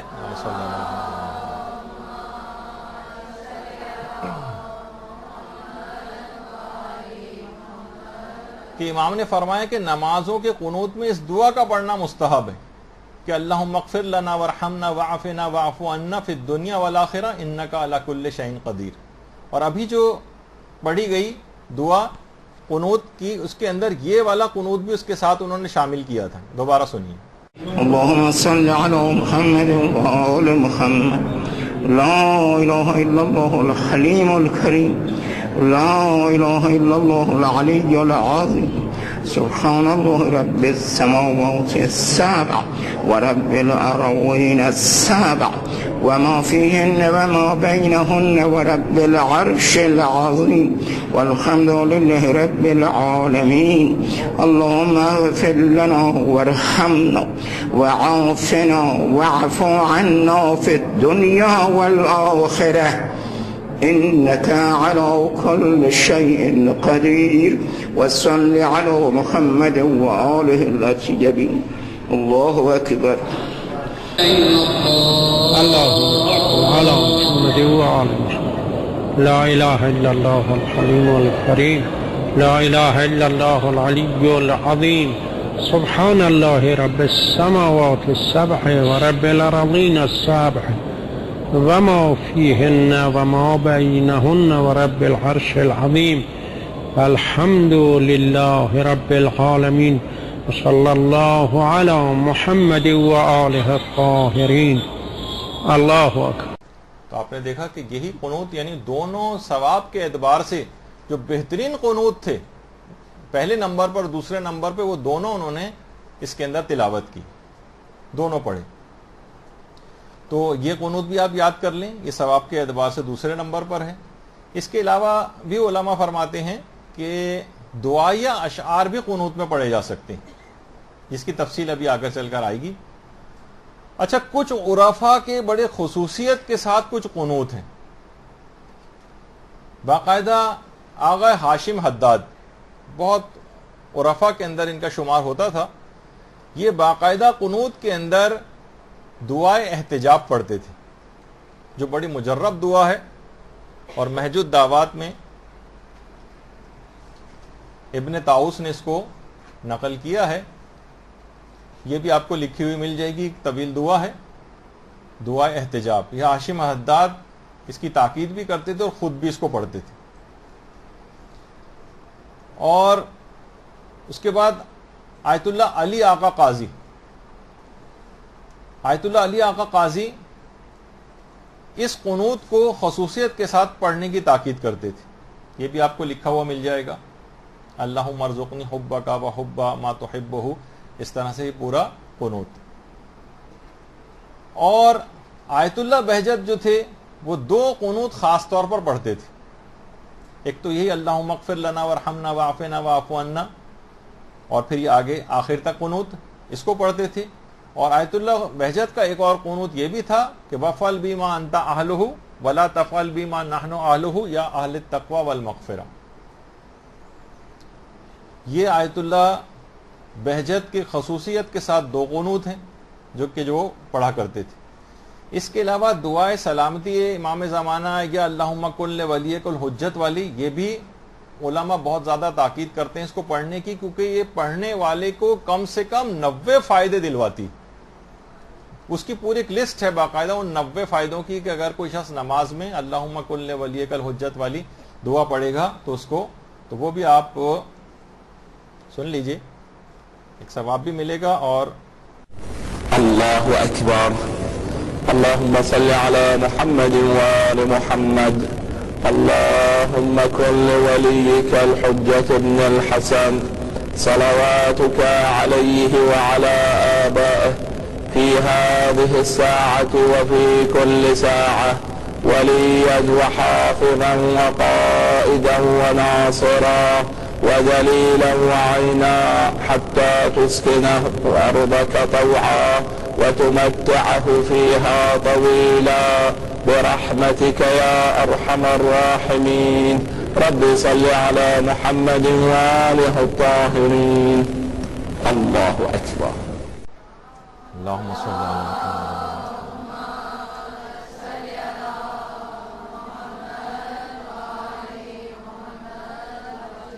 پھر وہ قنوت جو کہ جب آیت اللہ مرشی نجفی کی باقاعدہ ملاقات امام زمانہ علیہ السلام سے ہوئی تھی، اللہم صلی علی محمد وعلی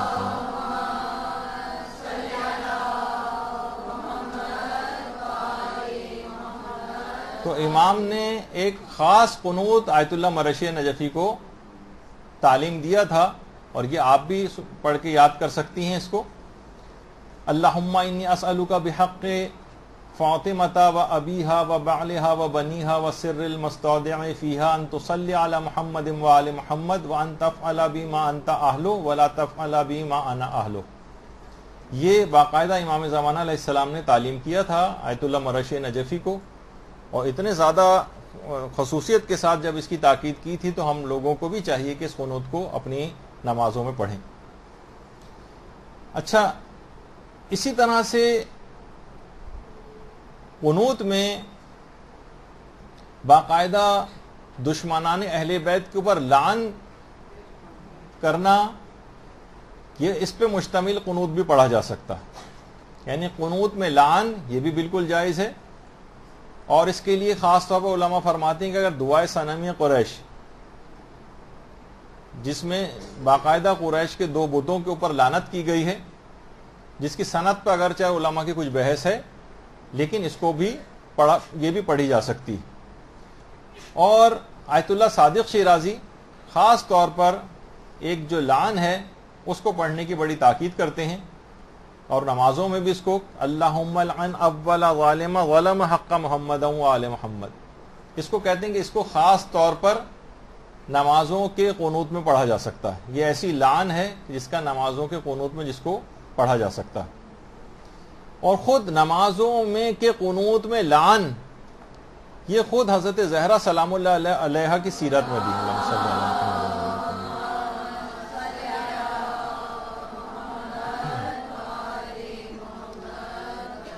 حضرت زہرا نے باقاعدہ روایات ہیں، اور غیر شیعہ ماخذوں کے اندر بھی یہ بات آئی ہے، خاص طور پر ابن قتیبہ نے الامامہ والسیاسہ کے اندر نقل کیا ہے کہ حضرت زہرا غاصبین فدق کے لیے کہا کرتی تھیں کہ میں تم پر ہر نماز میں نفرین کیا کروں گی۔ نماز میں وہ قنوت ہی ہوتا ہے، قنوت کا ہی موقع ہوتا ہے کہ جس کے اندر جو ہے وہ لعن اور نفرین کی جاتی ہے، اس کا مطلب ہے کہ وہ بھی قنوت میں اس طرح سے کیا کرتی تھیں۔ اور امیر المومنین کے متعلق یہ بات ملتی کہ عمر ابن عاص پر امیر المومنین ہر نماز میں کے قنوت میں اس کے لیے بد دعا کیا اور لعنت کیا کرتے تھے۔ تاریخ طبری کی 5ویں جلد کے اندر بھی یہ بات ہے، اور یہی عمر عاص اتنا ملعون شخص تھا کہ بعد میں حاکم شام کے ساتھ یہ مل گیا تھا، اس کو اپنے ساتھ ملا لیا تھا حاکم شام نے، اور یہی وہ شخص تھا جو پیغمبر کو باقاعدہ پتھر مارا کرتا تھا۔ تو اس پہ باقاعدہ امیر المومنین اپنے قنوت میں لعنت کیا کرتے تھے، اور ائمہ کے اصحاب میں بھی یہ طریقہ تھا کہ دشمنان اہل بیت پر لعنت کیا کرتے تھے۔ باقاعدہ فضل ابن شازان جو امام کے صحابی تھے، وہ ایک غالی شخص محمد ابن علی کوفی جس کا نام تھا، امام زمانہ کے متعلق جب ایک دفعہ ہمارا درس ہوا تھا تو اس میں اس کا تذکرہ آیا تھا کہ امام زمانہ کے متعلق ایسی روایت کو گھڑنا جس سے لوگ ان کے ذکر سے کراہیت کریں، قتل و غارت گری کی جتنی بھی روایات زیادہ تر محمد ابن علی کوفی جو کہ غالی شخص تھا اس سے مروی، اور باقاعدہ فضل ابن شازان اس کے لیے اس کو کہا کرتے تھے کہ یہ شخص سب سے بڑا جھوٹا ہے، بہت ہی بڑا جھوٹا ہے، اور قریب ہے کہ میں اس کے لیے قنوت میں بد دعا کروں۔ امام کے قریبی اصحاب تک جو ہے وہ اس انداز سے جملے کہا کرتے تھے کہ میں قریب تھا کہ اس کے لیے قنوت میں بد دعائیں کرنا شروع کر دیتا، یہ محمد ابن علی کوفی اتنا برا شخص تھا۔ اور اسی طریقے سے پیغمبر اسلام کا جو اپنے پیغمبر اسلام جو قنوت پڑھا کرتے تھے، اللہم صلی علی محمد و علی محمد،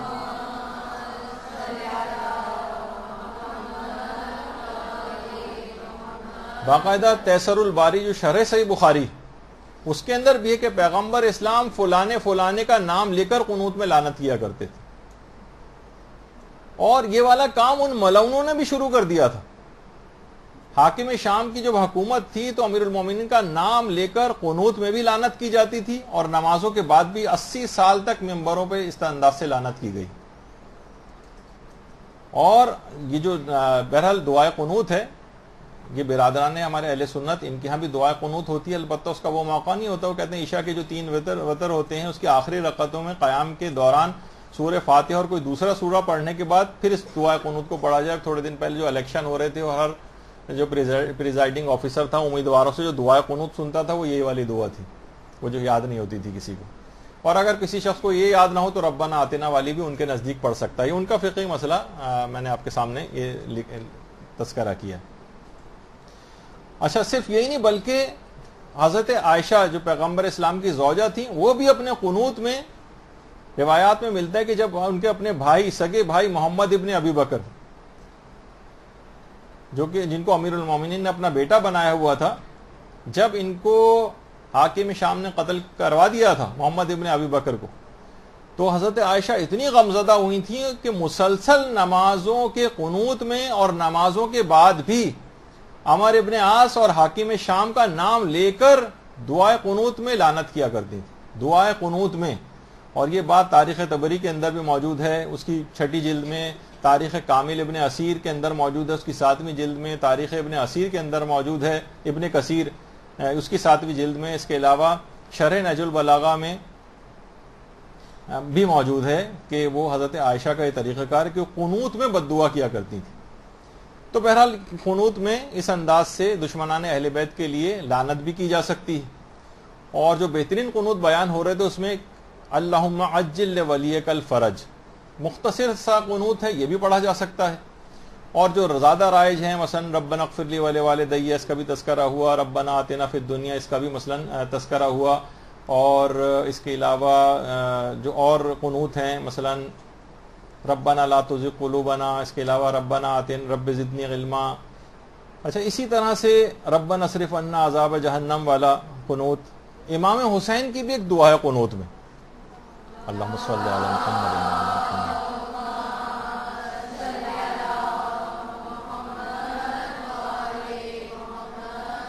یہ بھی آپ کو مل جائے گی الگ سے، امام حسین کی بھی ایک دعا ہے۔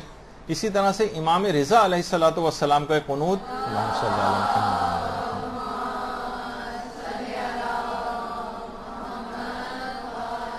محمد، کہ نماز وتر کے قنوت میں 70 مرتبہ استغفر اللہ و اسألہ التوبہ، یہ زیر کے بجائے یہاں پہ پیش لگا دیجیے، استغفر اللہ و اسألہ التوبہ، یہ پڑھتے تھے 70 مرتبہ۔ اور اس کے بعد دوسرا قنوت جو پڑھتے تھے وہ ہے رب اغفر وتجاوز عما تعلم انک انت الاعز الاجل الاکرم، یہ پڑھا کرتے تھے۔ اور یہ آج بھی علماء خاص طور پر جب حرم امام رضا علیہ الصلوۃ والسلام کے اندر نمازیں پڑھتے ہیں، اللہم صلی علی محمد،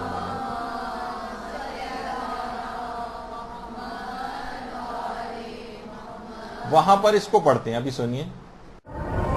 اللہ اکبر، لا إله إلا اللهم صل على محمد وآل محمد، ربنا آتنا في الدنيا حسنة وفي الآخرة حسنة وقنا عذاب النار، رب اغفر لي وارحم وتجاوز عما تعلم إنك أنت الأعز الأجل الأكرم وأنت أرحم الراحمين۔ اللہ اکبر۔ تو آپ نے دیکھا کہ خود امام رضا کا قنوت، اور وہ حرم امام رضا میں خاص طور پر پڑھا جاتا ہے، لیکن آپ بھی عام نمازوں میں اپنے گھر میں بھی اس کو پڑھ سکتی ہیں۔ پھر ایک مسئلہ ہے کہ کیا قنوت میں غیر عربی میں، کیا قنوت کو غیر عربی میں پڑھا جا سکتا ہے؟ دیکھیں، نماز کے جتنے بھی واجب اذکار ہیں ان کو تو عربی میں پڑھنا ہے، ذکر رکوع، ذکر سجدہ، یہ تو آپ غیر عربی میں نہیں پڑھ سکتی، اردو میں نہیں پڑھ سکتی۔ تشہد و سلام، اس کا ترجمہ آپ نہیں پڑھ سکتی۔ لیکن جو دعا ہے اور جو ذکر ہے اس کو غیر عربی میں پڑھنا جائز ہے۔ قنوت غیر عربی میں پڑھا تو جا سکتا ہے، مگر قنوت کا ثواب آپ کو اس وقت تک نہیں ملے گا جب تک کہ قنوت کو عربی میں نہ پڑھا جائے۔ قنوت کاؤنٹ نہیں ہوگا، البتہ نماز صحیح رہے گی۔ اور آیت اللہ سیستانی تو فرماتے ہیں کہ احتیاط لازم یہ ہے کہ غیر عربی میں پڑھنے سے وظیفہ قنوت ادا نہیں ہوگا، نماز صحیح رہے گی البتہ۔ اچھا، لیکن ایک طریقہ ایسا ہے کہ جس میں آپ اردو میں دعائیں مانگ سکتی ہیں، وہ یہ ہے کہ ایک مختصر عربی دعا پڑھ لیں، اس کے بعد کسی بھی زبان میں دعا مانگ لیں قنوت میں۔ مثلا آپ نے کہا الحمدللہ، اور اس کے بعد اپنی سارے نام لے کر پروردگار میرا بچہ جو ہے یہ نمازی ہو جائے، پرہیزگار، اردو میں بھی آپ سب دعائیں مانگ سکتی ہیں، اپنے بچیوں کے لیے دعا مانگ سکتی ہیں، اپنے اولاد کے لیے، شادیوں کے لیے، روزگار کے لیے، جس طرح سے بھی کسی بھی زبان کے اندر، عربی، اردو، انگریزی، فارسی، کسی بھی زبان کے اندر ایک مختصر عربی دعا ہو تو آپ کو قنوت کا ثواب مل جائے گا۔ اس کے بعد آپ دعائیں کسی بھی اور زبان کے اندر مانگ لیں، ورنہ اگر آپ نے کسی بھی عربی دعا کو پڑھے بغیر ڈائریکٹ آپ نے اردو میں شروع کر دیا تو دعا کا تو ثواب آپ کو مل جائے گا، لیکن وہ قنوت شمار نہیں ہوگا، قنوت شمار نہیں ہوگا۔ تو اس کے لیے قنوت کو شمار ہونے کے لیے ضروری ہے کہ مختصر عربی دعا پڑھ لی جائے۔ اچھا، کیا پھر ایک چیز اور بھی، کیا قنوت میں صرف درود پڑھنا کافی؟ مثلا ہم صرف اللہم صلی علی محمد وآل محمد ہاتھ اٹھا کے کہیں اور اس کے بعد پھر جو ہے رکوع میں چلے جائیں، تو جی ہاں، یہ بھی قنوت کا ثواب دلوا دے گا، قنوت ہو جائے گا اگر صرف عربی میں صرف یہ درود پڑھ لیا جائے، یہ کافی. درود بھیجیے محمد والے محمد.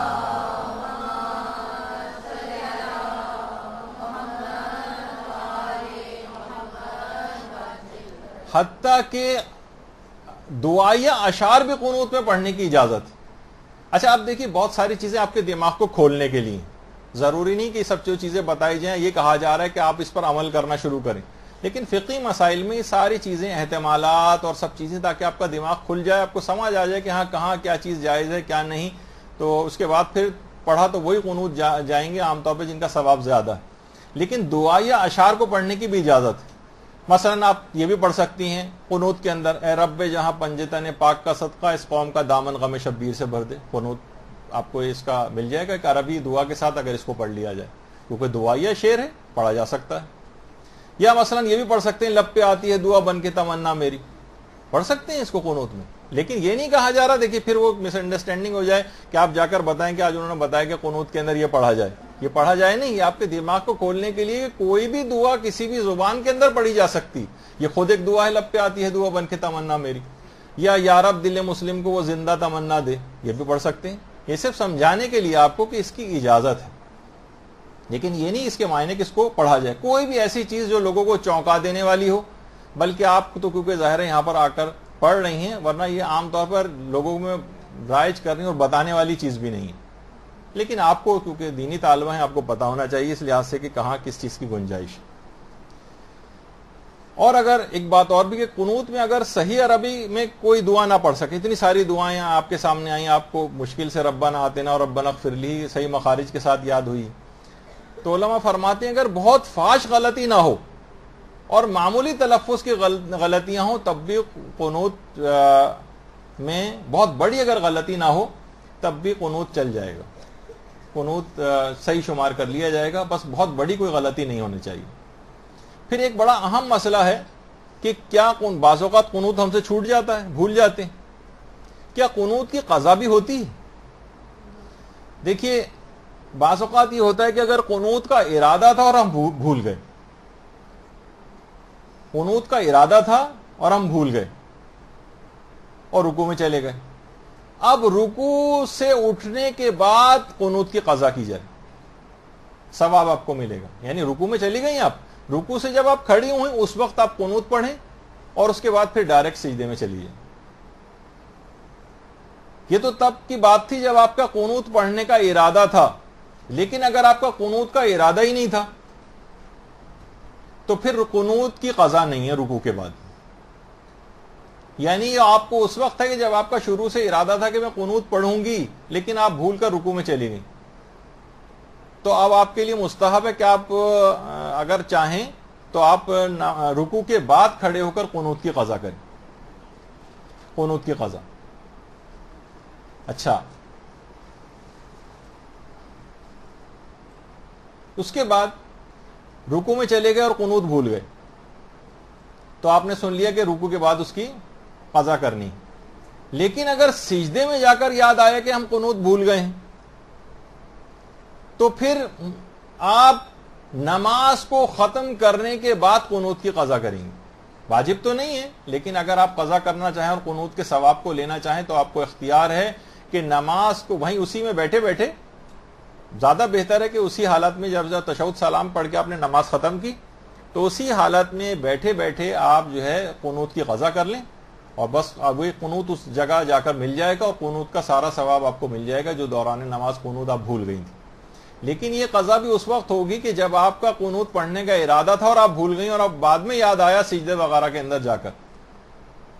اچھا یہ والا بھی جو مسئلہ ہے، یہ مثلا پہلی رکعت میں آپ بھول گئی تو یہ نہیں کہ اب آپ دوسری رکعت میں بھول گئی تو اب اگلی رکعتوں کے اندر کسی بھی رکعت کے اندر تیسری اور چوتھی رکعت کے اندر آپ قنوت کی قضا کریں. نہیں، پھر آپ کو نماز پڑھنے کے بعد قضا کرنی پڑے گی. کتنے عرصے بعد تک قضا کر سکتے ہیں؟ مثلا اگر کسی میں یاد آئے کہ 10 سال پہلے میں نے ایک نماز پڑھی تھی، اس میں قنوت تو پڑھا ہی نہیں تھا. مستحب باقاعدہ امام نے کہا کہ 10 سال بھی اگر گزر گئے ہوں، یعنی 10 سال تو میں نے کہا 20 سال 30 سال 50 سال 60 سال پہلے بھی اگر کسی نے نماز میں قنوت نہیں پڑھا ہے تو آج 60 سال کے بعد اس قنوت کی قضا کر سکتا ہے. قنوت کی قضا کر سکتا ہے 50-60 سال کے بعد بھی. تو اچھا پھر ایک مسئلہ اور ہے کہ سجدے کے قریب جا کر یاد آیا. دیکھیں ابھی سجدے میں گئے نہیں, ایک دم سے یاد آیا قنوت تو پڑھا ہی نہیں. کچھ علماء یہ کہتے تھے کہ آپ ایسا کریں کہ دوبارہ کھڑے ہو جائیں, قنوت پڑھیں اور اس کے بعد پھر سجدے میں چلے جائیں. آغا سیستانی فرماتے کہ نہیں, احتیاط واجب کی بنا پر اگر سجدے کے قریب آ گئے, سجدے اگر پیشانی آپ رکھ دیتی سجدے میں تب تو موقع نکل گیا تھا, لیکن کہا کہ احتیاط واجب ہے کہ اگر سجدے میں پیشانی نہیں بھی لگائی تب بھی موقع نکل گیا, کیونکہ اگر آپ دوبارہ کھڑی ہوں تو یہ عمل آپ کی نماز کو بھی باطل کر دے گا. تو اب اس کا موقع نکل چکا ہے, اب نماز کے بعد اس قنوت کی قضا کر لیجئے گا. اور ایک بات اور اس کے اندر کہ علماء ایک چیز اور بھی ہے کہ اگر مجبوراً قنوت آپ نے چھوڑا تھا تو کیا اس کی قضا کی جا سکتی؟ مثلا مجبوراً قنوت کب چھوڑا جاتا ہے؟ جیسے نماز کا وقت نکلا جا رہا تھا اور آپ نے قنوت چھوڑ دیا, تو کیا نماز کے بعد اس کی قضا کی جا سکتی؟ تو علماء فرماتے ہیں کہ دیکھیں نمازوں کا مسئلہ یہ ہے کہ خالی قنوت کو نہ صرف مختصر نہیں کیا جاتا بلکہ چھوڑا بھی جاتا ہے, حتیٰ کہ واجب اذکار تک, مثلا واجب سورہ, دوسرا سورہ چھوڑا جا سکتا ہے. رکوع اور سجدہ کے جو اذکار ہیں وہ بھی آگے چل کر مسائل میں آپ سنیں گے رکوع اور سجدے میں کہ وہ شارٹ کیے جا سکتے ہیں. اور تو قنوت تو بالکل چھوڑا جا سکتا ہے. تو ہم جان بوجھ کے تھوڑی چھوڑا ہے ہم تو خود, ہم پر حکم یہ تھا واجب تھا کہ ہم قنوت کو چھوڑ دیں. تو کیا ہمیں پھر بعد میں اجازت ملے گی کہ نماز کے بعد اس کی قضا کریں؟ تو علماء فرماتے ہیں کہ ایسا جو شخص ہے کہ جس نے مجبوراً قنوت کو چھوڑا ہے, اس کو چھوڑنے والا ایسا ہی ہے کہ جیسے آمدن چھوڑنے کا جو حکم, یعنی اس کو پھر نماز کے بعد قضا کرنے کا حکم نہیں. البتہ اگر رجا کی نیت سے وہ چاہ رہا ہے کہ میں قنوت کو پڑھ لوں تو ٹھیک ہے, کر سکتا ہے وہ رجا کی نیت سے نماز کے بعد. لیکن کتنا ہی عرصہ کیوں نہ گزر گیا ہو, 10-20 سال پرانے جو قنوت ہیں وہ بھی آپ بعد میں قضا کر سکتی. اور یہ ابھی میں نے آپ کی خدمت ہے کہ تیسری اور چوتھی رکعت میں قنوت کی قضا کی اجازت نہیں ہے. اگر اس کا ٹائم نکل گیا ہے, رکوع کے بعد آپ کو رکوع میں پہنچ گیا, اس کے بعد یاد آئے, تو نماز کو ختم ہونے کے بعد ہی قنوت کی قضا ہو سکتی. پھر ایک سوال ہی پیدا ہوتا ہے کہ جو بھی بات ہوئی کہ جناب اتنے سالوں پرانا قنوت بھی کی قضا کی جائے گی, تو کیا اس میں وضو ہونا شرط ہے؟ مثلا ہمیں آج ابھی آپ کا مثلا وضو نہیں ہے بالفرض اور آپ قنوت کی قضا کرنا چاہیں, تو علماء فرماتے ہیں بہتر تو ہے کہ وضو کیا جائے, لیکن وضو کی شرط نہیں ہے اس قنوت کی قضا کے لیے. آپ اس وقت بیٹھے بیٹھے بھی قضا کر سکتی. کیا اس قضا قنوت کو بجانا لانے کے لیے کیا قبلہ رخ ہونا ضروری ہے؟ علماء فرماتے ہیں بہتر تو ہے کہ قبلہ رخ ہو جائیں, لیکن واجب نہیں. واجب تو خیر ویسے بھی نہیں تھا قنوت, لیکن اس کی کوئی شرط بھی نہیں ہے. اور قبلہ رخ ہوئے بغیر بھی, یعنی پشت قبلہ ہے, تب بھی آپ اس قنوت کی قضا کو بجا لا سکتی. اچھا قنوت میں کیا قیام ضروری ہے؟ دیکھیے واجب نمازوں میں جو قنوت پڑھا جاتا ہے اس میں تو قیام شرط ہے, یعنی کھڑے ہو کر ہی قنوت ہوگا, کھڑے ہو کر. لیکن قنوت کی قضا جو ہے جب ادا پڑھنے ہو تو ہمیشہ کھڑے ہو کر قنوت ہوگا, لیکن قنوت کی قضا یا تو بیٹھ کر بھی پڑھی جا سکتی ہے اور چلتے پھرتے بھی پڑھی جا سکتی ہے.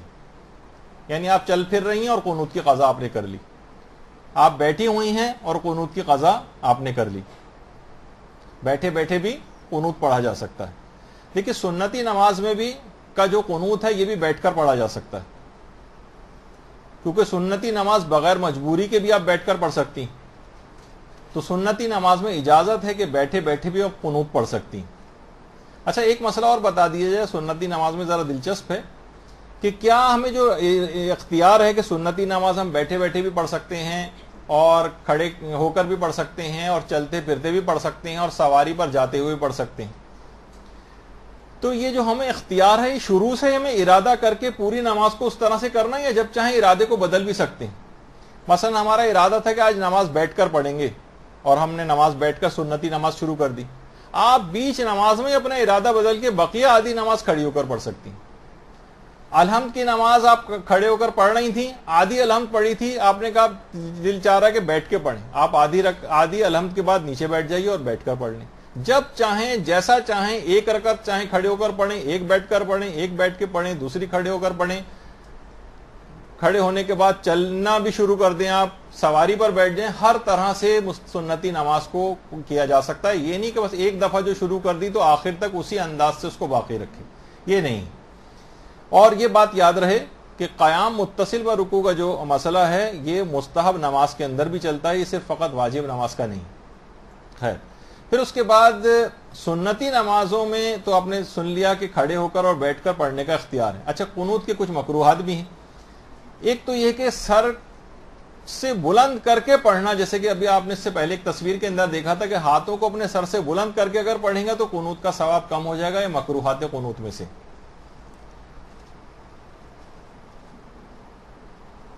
اور دوسرا مکروہ ہے کہ قنوت کے بعد چہرے اور سینے کے اوپر ہاتھ کو پھیرنا. اگرچہ آغا سیستانی کے نزدیک بہت زیادہ ثابت شدہ مکروہ نہیں ہے یہ, اور کہتے ہیں فقہا نے اس کو مکروہات کے اندر شمار کیا ہے, لیکن یہ کہ چہرے قنوت میں عام طور پر لوگ قنوت پڑھنے کے بعد چہرے پر ہاتھ پھیرتے ہیں یا سینے پر ہاتھ پھیر لیتے ہیں. دیکھیے, عام نمازوں میں, عام دعاؤں میں تو یہ حکم ہے کہ چہرے پر ہاتھ پھیرا جائے دعا کے بعد, لیکن باقاعدہ روایت کے اندر قنوت کے سلسلے میں منع کیا گیا ہے. تو امام خمینی اور جو وہ تو یہ فرماتے تھے خیر کہ مستحب نمازوں میں تو جائز ہے چہرے کے اوپر ہاتھ پھیرنا, البتہ واجب نمازوں میں مکروہ رہے گا. لیکن جو اور دیگر علماء ہیں وہ کہتے ہیں کہ دونوں نمازوں میں بہرحال چہرے کے اوپر اس طرح سے قنوت پڑھنے کے بعد ہاتھ کو نہ پھیرا جائے. بس اس کے اندر ایک آدھ مسئلہ اور رہ گیا ہے کہ کیا انگوٹھی کا نگینہ قنوت میں ہتھیلی کی طرف پھیرنا مستحب ہے. اکثر لوگ جس وقت قنوت پڑھنے لگتے ہیں تو جو نگینہ ہوتا ہے عقیق وغیرہ یا فیروزہ اس کو تبدیل کر کے ہتھیلی کی طرف لے آتے ہیں اس طرح سے, اور پھر کوئی بھی قنوت پڑھ لیتے ہیں کہ اس انداز سے دعا ذرا زیادہ قبول ہو جاتی ہے. تو علماء کے نزدیک اس حکم کا استحباب ثابت نہیں, یہ مستحب ہونا ثابت نہیں ہے. لیکن پھر بھی کہا کہ اگر کوئی شخص رجا کی نیت سے نگینے کو ہتھیلی کی طرف کر کے اگر قنوت پڑھے تو اس کو اجازت ہے, رجا کی نیت سے کر سکتا ہے. پھر ایک مسئلہ اور آتا ہے کہ قنوت میں دعا پڑھنے کے بعد آمین کہہ سکتے ہیں. ہمارے یہاں آمین کتنا سخت مسئلہ ہے کہ نماز میں اگر آپ نے آمین کہا تو وہ مبطل نماز بھی. لیکن علماء فرماتے ہیں قنوت میں دعا کے ضمن میں دعا پڑھنے کے بعد آمین کہنے سے نماز باطل نہیں ہوتی, لیکن صرف قنوت میں. وہ بھی ضروری نہیں کہ آپ ہمیشہ کہیں, لیکن اگر کوئی شخص آمین کہہ دیتا ہے تو اس کی نماز غلط نہیں ہے, کیونکہ دعا کے ضمن میں اس نے آمین کہا. اور ایک بات اور کہ کیا قنوت میں استقرار شرط ہے؟ مثلا ہم نے ہاتھ بلند کیے ہیں, ہاتھ تھوڑے بہت ہمارے حرکت کر رہے ہیں, ہلکا سا جسم حرکت کر رہا ہے, تو بہرحال قنوت میں استقرار جو ہے وہ شرط نہیں ہے. اگر اس میں حرکت بھی ہو جائے تو قنوت آپ کا صحیح شمار کر لیا جاتا ہے. قنوت میں رونا پروردگار عالم کے لیے اگر خشیت الہی میں رویا جائے تو اس کے اندر کوئی حرج نہیں. اچھا, اب اتنی اہمیت ہے, دیکھیے قنوت کے ویسے تو مسائل ختم ہو گئے, اتنی اہمیت ہے کہ باقاعدہ علماء کو لوگوں نے خوابوں میں بھی, کہ جو علماء انتقال کر گئے, آیت اللہ جواد ملکی تبریزی جو امام خمینی کے عرفانیات کے اساتذہ میں سے تھے, ان کے متعلق علماء نے باقاعدہ اپنے خوابوں میں ان کو طویل دعائے قنوت پڑھتے دیکھا کہ آیت اللہ جواد ملکی تبریزی طویل دعائے قنوت جو ہے وہ پڑھ رہے ہیں. اسی طرح سے اتنی اہمیت ہے قنوت کی کہ باقاعدہ جب ایران عراق جنگ بھی ہو رہی تھی تو جو مجاہدین تھے باقاعدہ وہ شدید ترین سرد علاقوں کے اندر بھی اگرچہ مستحبات چھوڑے بھی جا سکتے ہیں, لیکن قنوت کی اہمیت کے پیش نظر باقاعدہ قنوت کو پڑھتے تھے. اور اگر بیماری کی حالت بھی ہوتی تھی, کوئی اس انداز کی کوئی کیفیت ہوتی تھی, تو اس کے اندر بھی قنوت کو ترک نہیں کرتے تھے. اور بہت سارے وہ افراد کے جن کے جو زخمی بھی ہوئے اور ان کے ہاتھ تک کٹ گئے, وہ بعد میں بھی اسی انداز سے دعائے قنوت کو قنوت کی اہمیت کے پیش نظر پڑھتے رہے. بس ایک آخری چیز اور کہ ایک خاص جگہ ایسی ہے اور وہ ہے حرم امام رضا علیہ الصلوۃ والسلام.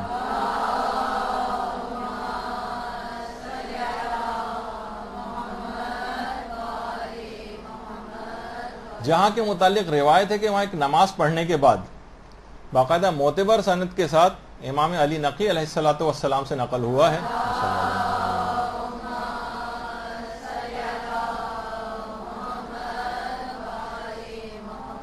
کہ جس شخص کو خدا تعالی سے کوئی حاجت ہو تو اسے طوس میں میرے جد بزرگوار کی زیارت کرنی چاہیے, وہ غسل کرے اور حضرت کے سرہانے کی طرف ہو کر 2 رکعت نماز پڑھے اور اس نماز کے قنوت میں اپنی حاجت طلب کرے تو وہ لازماً پوری ہوگی، سوائے کہ اس کے کہ اس میں کوئی گناہ یا قطع رحمی کا دخل ہو، کیونکہ امام علی رضا کی قبر شریف جنت کے گھروں میں سے ایک گھر ہے، پس کوئی مومن اس کی زیارت نہیں کرے گا مگر یہ کہ حق تعالیٰ اس کو جہنم کی آگ سے آزاد کر دے گا اور اس کو جنت میں داخل فرمائے گا۔ تو جو شخص بھی چاہے کہ اس کی وہاں پر جائے اور جتنی بھی قریب ترین جگہ امام کی قبر سے مربوط ہو، وہاں جا کر 2 رکعت نماز پڑھنے کے بعد خاص اپنی حاجات کو قنوت کے اندر طلب کرے تو لازماً وہ قبول ہو جاتی، بلکہ جو زیارت کے لیے جا رہے ہیں ان کو خصوصی طور پر آپ اپنی طرف سے نیابت دے کر ان سے 2 رکعت نماز پڑھوا کر کچھ حاجات بھی بتا سکتی ہیں۔ تو اس انداز سے تو قنوت کے جتنے بھی ایسے اہم ترین مسئلے تھے تقریباً سارے ہم نے اس میں ڈسکس کیے۔ انشاءاللہ جب ہماری اگلی گفتگو ہوگی تو ہم براہ راست رکوع سے اپنی گفتگو کو شروع کریں گے۔ وصلی اللہ علی محمد وآلہ الطیبین الطاہرین۔